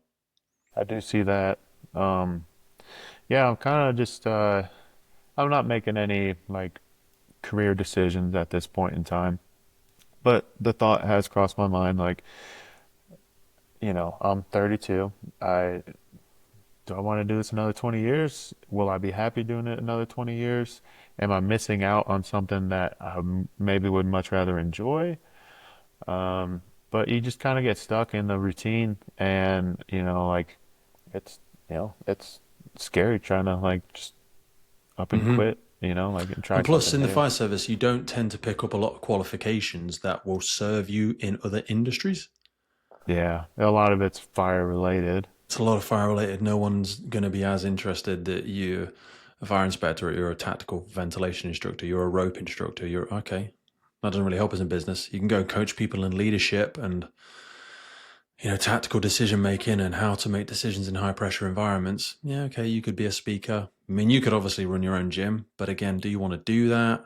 Would you rather Uh, just have someone else do it? yeah, There's a and I million of don't them know out if the there. money is there either, so I just kind of just been thinking about it, and I'm working on my education as well, and Important. to see if I can make something out of it, and Because you don't want try. to be a bottleneck either. Like if everything is a firefight, because if you had a colossal injury, that would affect your firefighting career and obviously your athletic career. Yeah, What have I got to fall back on? And I know people say, "Oh, don't have a plan B because it takes away from plan A." Yeah, okay, but also your body won't be able to do either of these things necessarily for another 20 years. Certainly not at a yeah, level. There'll be a time when you stop being a competitive athlete through age, hopefully, not through injury. Um, and also, yeah, you have to keep something stimulating the grey matter. It has to say yeah, cognitively interesting because that form of mental growth has to be there as well. You know, yeah.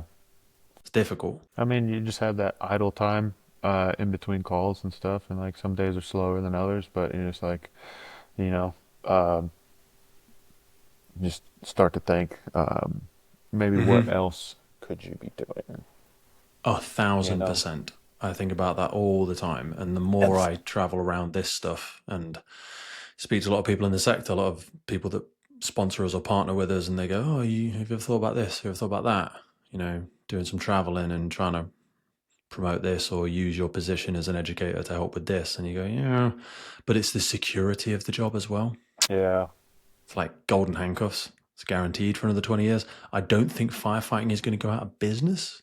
I think it was I don't be see here it. long before us. It's going to be here long after we're dead in some Yeah. capacity. It's going to still be there. It's not like the record industry that's going to, Netflix starts up and nobody buys DVDs anymore. It's not like that. Do you know what I Yeah. mean? This thing's probably going to be around forever. We're not going to lose AI. Firefighting's not going to stop when AI hits the boom. You know what I mean? Whereas I like accounting to see an or AI sit on the couch and watch TV and drink coffee a million percent, they're going to struggle. and work out, you know? So no, I love that bit of honesty. I'm not going to push you any further on that. Yeah, I did want to ask you about diet and supplementation, okay. not in a twisted, weird question, but just around standard supplementation. Because I notice myself as well as yourself, you taking nicotine at the moment. You have nicotine pouches. Yeah, I got Zins. I don't know if you Yeah, guys have Zins. We have Nordics in the UK, Okay. same sort of thing. Yeah. Why did you used to smoke? I used to chew tobacco. Why? It was I don't know, the people I hung out with in high school, some rednecks, and then I did it in the military too. It was just like there was plenty of people that did it, and it just kind of carried on. And then I actually did a New Year's challenge a few years back and just quit cold turkey chewing tobacco. They say it's one of like the toughest forms of like nicotine to like quit, I guess. Hmm. I don't know if it's like the sensation of having something in your lip or whatever, but or You get a like buzz from it. the amount of nicotine maybe. But I quit for 2 to 3 years, like no nicotine at all. And then damn it, a firefighter was like, "Have you tried these pouches?" And then like tried one, and I was like, "Oh crap." But so I kind of started dabbling back into, like nicotine, and like it was just the pouches. I was like, I don't want to get into like the messy chew tobacco. Mm. Yeah. It was just a bad, like nasty habit. And so my wife started asking me like, "Hey, noticed, you using these. What are you She's having like, I them? Yeah. thought you What is that? quit, like what's up? I thought you quit." So she's kind of like holding me to that standard, like, you said you were gonna quit. What are you doing? Yeah, but does she think it's bad for you? Or do we think it's bad for us? Well, I started to talk to her about it, and then she's like, maybe you should try to just, like not use them. And then she noticed a change in my mood and demeanor. And then we started talking about just nicotine as a self. A lot of the like tobacco products have a lot of like chemicals that are really bad for you in it, The but like tobacco products, that's because when we say nicotine, we think cancer. Cancer comes from the tar and the tobacco. Nicotine is a nootropic, it's a neurostimulant, it's exactly. actually neuroprotective. And it helps against like dementia and things of Yeah. that nature. If you take So, too much of it, it can have a lot of vasoconstriction and it can affect, yeah. it can like, you can have issues with your back about it and stuff like that. If you take a bit too, and it can affect your gums and things like that if you're taking Yeah. too much. But people chew tobacco and take nicotine as a neurostimulant, helps Yeah. their speed of thought and stuff like that. I think that's why a lot of people that are doing the nootropics movement, even for me for podcasting, I'll take it when I'm podcasting because I think a bit quicker on it. Yeah. Yeah, Maybe I and tell myself that, I don't know. no, I think there's definitely a benefit there. And yeah, me and the wife were discussing it, and I found a couple of studies, Hmm. related to like nicotine and like health risks and benefits, things of that nature. And then, yeah, she noticed my mood change, and she's like, maybe you should use that, like, because you seem happier. Hmm. And then I did, and I was, and I am. So, like, even if like there's a mild health risk, like I feel better, I'm happier, like we get along great. It doesn't affect me in a way where, like I can't do this around like my daughter. So I just Mm. can't let her have any of them, Yeah. It's like it's not a toy. It's not a toy. You gotta leave that alone. But, like there's chew tobacco, there's all that mess and like, oh, Yeah. that's gross. And like or smoke. Like I don't want her Nah, lungs smoking's being filthy. affected by, Stinks and it does kill you. smoke and We know that or one. on my clothes or something, like you gotta brush your teeth. Any other suggestions for people proteins, creatines, mass gainers? Do you have a particular partner that you work with? Is there a company that you would suggest if when you take your supplementation? Do you, how much are you having? You get most of it through your food, or what does your diet look like, and what does your nutrition look Um, like?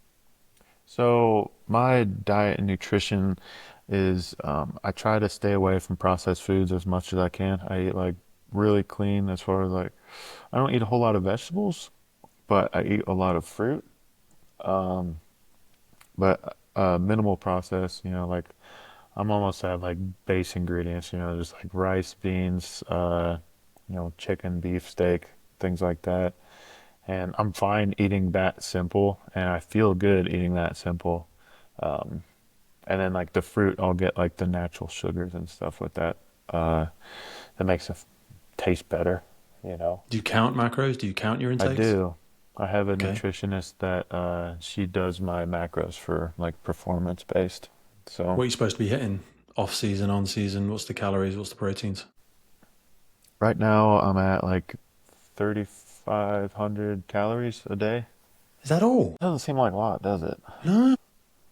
I remember in competition prep I was up to 4,000 and I was actually losing weight on that, which is crazy to think like how are you losing weight eating 4,000 calories a day? I was like I Well, was you've got a putting in six that liter much engine is the work. problem. I was Yeah, that's what putting I'm saying. Like, I always say to my missus, like, us going for a walk, I'm going to thrash calories more than you because I'm just carrying more muscle. right. I'm not carrying masses of, not that she's not fat at all, but like, I don't carry a lot of fat. I still carry a lot of muscle. My body just naturally burns more calories, which is harsh because I can get away with eating more than she can.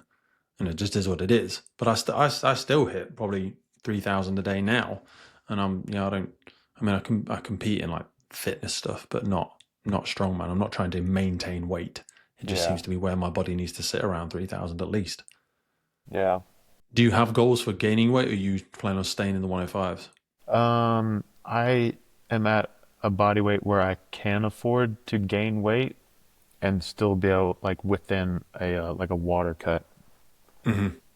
So, and that looks like 15 pounds or like 7 kilos or something. That surprises me that they're still doing water cuts because that can have a lot of effect on your body's ability to not be injured. I mean, drying the Yeah. muscle belly out and stuff like that when you're competing in a sport like yours. I don't know, it made me a little bit nervous around something like that. But I get you got to stay Yeah. underweight for it.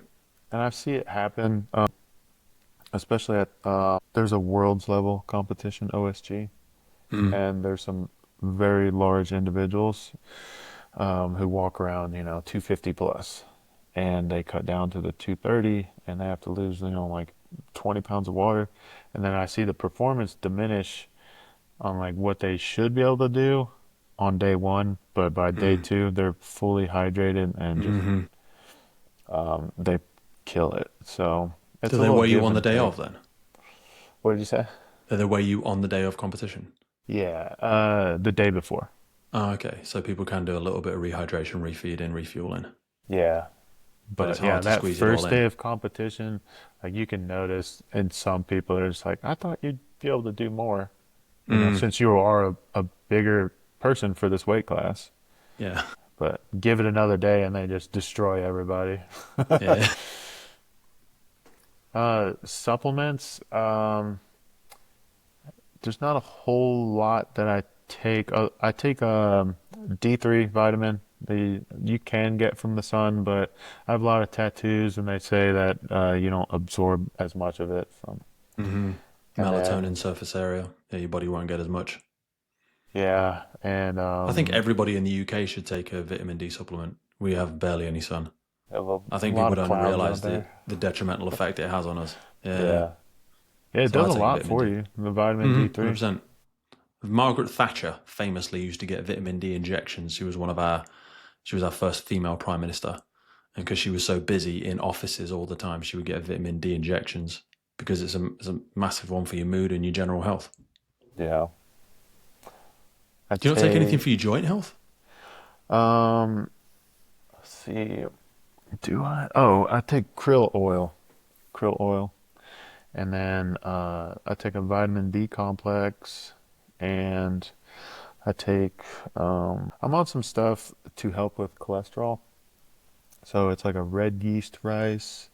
There's one other, I forget the name of it, but You don't take creatine? so I used to take creatine, but it elevated my kidney function too high where it was a concern. So Mm. I'm probably one of the few people that don't take it. It Yeah. is one of the most like researched and like most beneficial supplements that like even if you're in like your 60s, like there's Hmm. benefits for you. Hmm. It's not going to make you like a mass monster and Super like get jacked. No. muscles, you know, like there's a lot of benefits for creatine and How often do you get your blood work taken? not as frequent anymore. I used to do it like every 6 months. Yeah, that's what I've started doing because otherwise you're just shooting in the dark. You don't really know what effect food, supplementation, nutrition is having. And they did like a vitamin panel on there to see if I was deficient in everything, and that's one of the reasons why I don't take a multivitamin is Hmm. because they're like there's nothing really, you know, aside from like D3 that we don't see you're deficient in, You're you just know. paying to piss it out. Yeah. Yeah, exactly. Like if you get your lab work done, you're like, oh, I'm deficient in iron. Okay, like well, either eat more red meat or take an iron supplement, you know. Hmm. Otherwise, you're just kind of taking something just to take it, and you don't really know if it's benefiting you. No, 100%. And all that's happening is your kidneys and your stomach lining is just having to work that much harder. And all the stuff you did need has got less chance of it getting through. Yeah. Um, I think that's about it. I mean, for joint support, there's that miracle peptide, you know, BPC.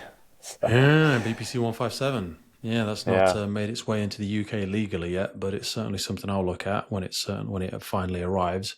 I don't know where that. I think it is banned in a lot of sports, but I don't fully understand why. I I think we're mean, on a it's a very interesting journey with peptide. supplementation. Yeah, so at its simplest form, a peptide is a chain of amino acids. So it's essentially like broken down protein, right? If I'm understanding this correctly. Yeah, yeah. So I don't see why, you know, just because this structure of amino acids is having this benefit, like why is that not allowed, you I know? think it's the administration of it. It's because you have to inject it.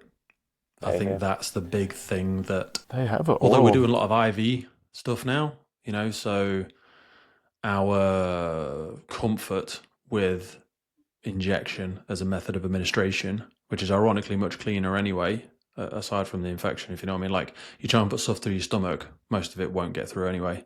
Yeah. Whereas if you go into the hospital, what do? They'll inject you with vitamins and medications because it's a cleaner, more direct route, arguably safer for your body to absorb the thing that you're trying to give it. But yes, the administration, I think that's Yeah. what it is. I mean, We they think of have an needles, we think of oral drug addicts. one, but I don't know how beneficial it is because I think something like BPC is better if it's injected closer to the target area. Hmm. Yeah, localized is very Yeah. specific. You see people putting it directly into knees and shoulders and stuff like that. Certainly something I'm going to be looking at a lot more in the next 10 years. I think we're a lot further behind in the UK than we tend to be in the US. We tend to be about 5 or 10 years behind you with everything by the look of it. But hopefully it gets over here before I become a crooked old man and arthritis just takes me away from sport and the job. Hopefully not. But Yeah. look, man, I want to be respectful of your time. I know we've been going for like 2 hours. I've Um, lost track. I know you're a busy guy, and I'm going to go and demonstrate our balance by spending time with my daughter as well. It's getting on into the evening here in the UK, but I'd love to follow up again in like 6 to 8 months. I've really enjoyed talking with you Yeah. today. You haven't got to say the same, vice versa, and blow smoke up my ass. You can fucking log off and never speak to me again. But No, I had fun today. I mean, I appreciate you sending out the invite and, you know, talking with me. It's been cool, you know? mate, you're pushing limits. You're the one. You're the type of person that wanders out of the cave and looks what's over the horizon. You know what I mean? That doesn't say that you're dissatisfied with your life, but it says that you're curious about having new, different, challenging experiences, which ironically is the thing we're both going to tell our children is, Yeah. push yourself, try hard, even if you're scared, go for new things. I think most people say that, but then they're a hypocrite in their own life when they stay in a job they hate, or they stay in a relationship they hate, or they regret never going for the thing. Every time Yeah, you get on a stage, you stand the risk of embarrassing yourself, and you do it anyway. And I think that is what we're here for. When you say we want to live longer, I don't think we want to live longer. I think we want more experiences and adventures and things where we feel alive. I And agree you with putting that. yourself on a stage and pushing yourself, that's where the sweet spot is. That's where you feel alive. This could go right, could go wrong at any minute. You're in the flow. You're in the sweet spot. So, no, I appreciate you making time for it, mate. We spoke about time earlier, and you're a very, very busy guy. And you have invested Not that two and a busy. bit hours of your time to waffle with this bloke from the UK Has been cool. who just came across you. My brother actually just moved to the UK, so I'm sorry to hear that. Is he okay? his wife's from Manchester, so Damn it. He's going to need some vitamin D. Tell him to get on the vitamin D. he's been eating beans with everything. It's crazy. Well, look, man, I hope to see you over here on a stage at some point. I wish you That'd be every success awesome. with stuff. I'd love to touch base in another 6 or 8 months to Yeah, hear absolutely. about the growth of the family, to hear about the misses and to hear about competition. And if you're still in the job or if you're taking that big scary leap into whatever is next for you. But some love to the family, everybody, mate. And I look forward to catching up with you soon. All right, sounds good. Thanks again for having me.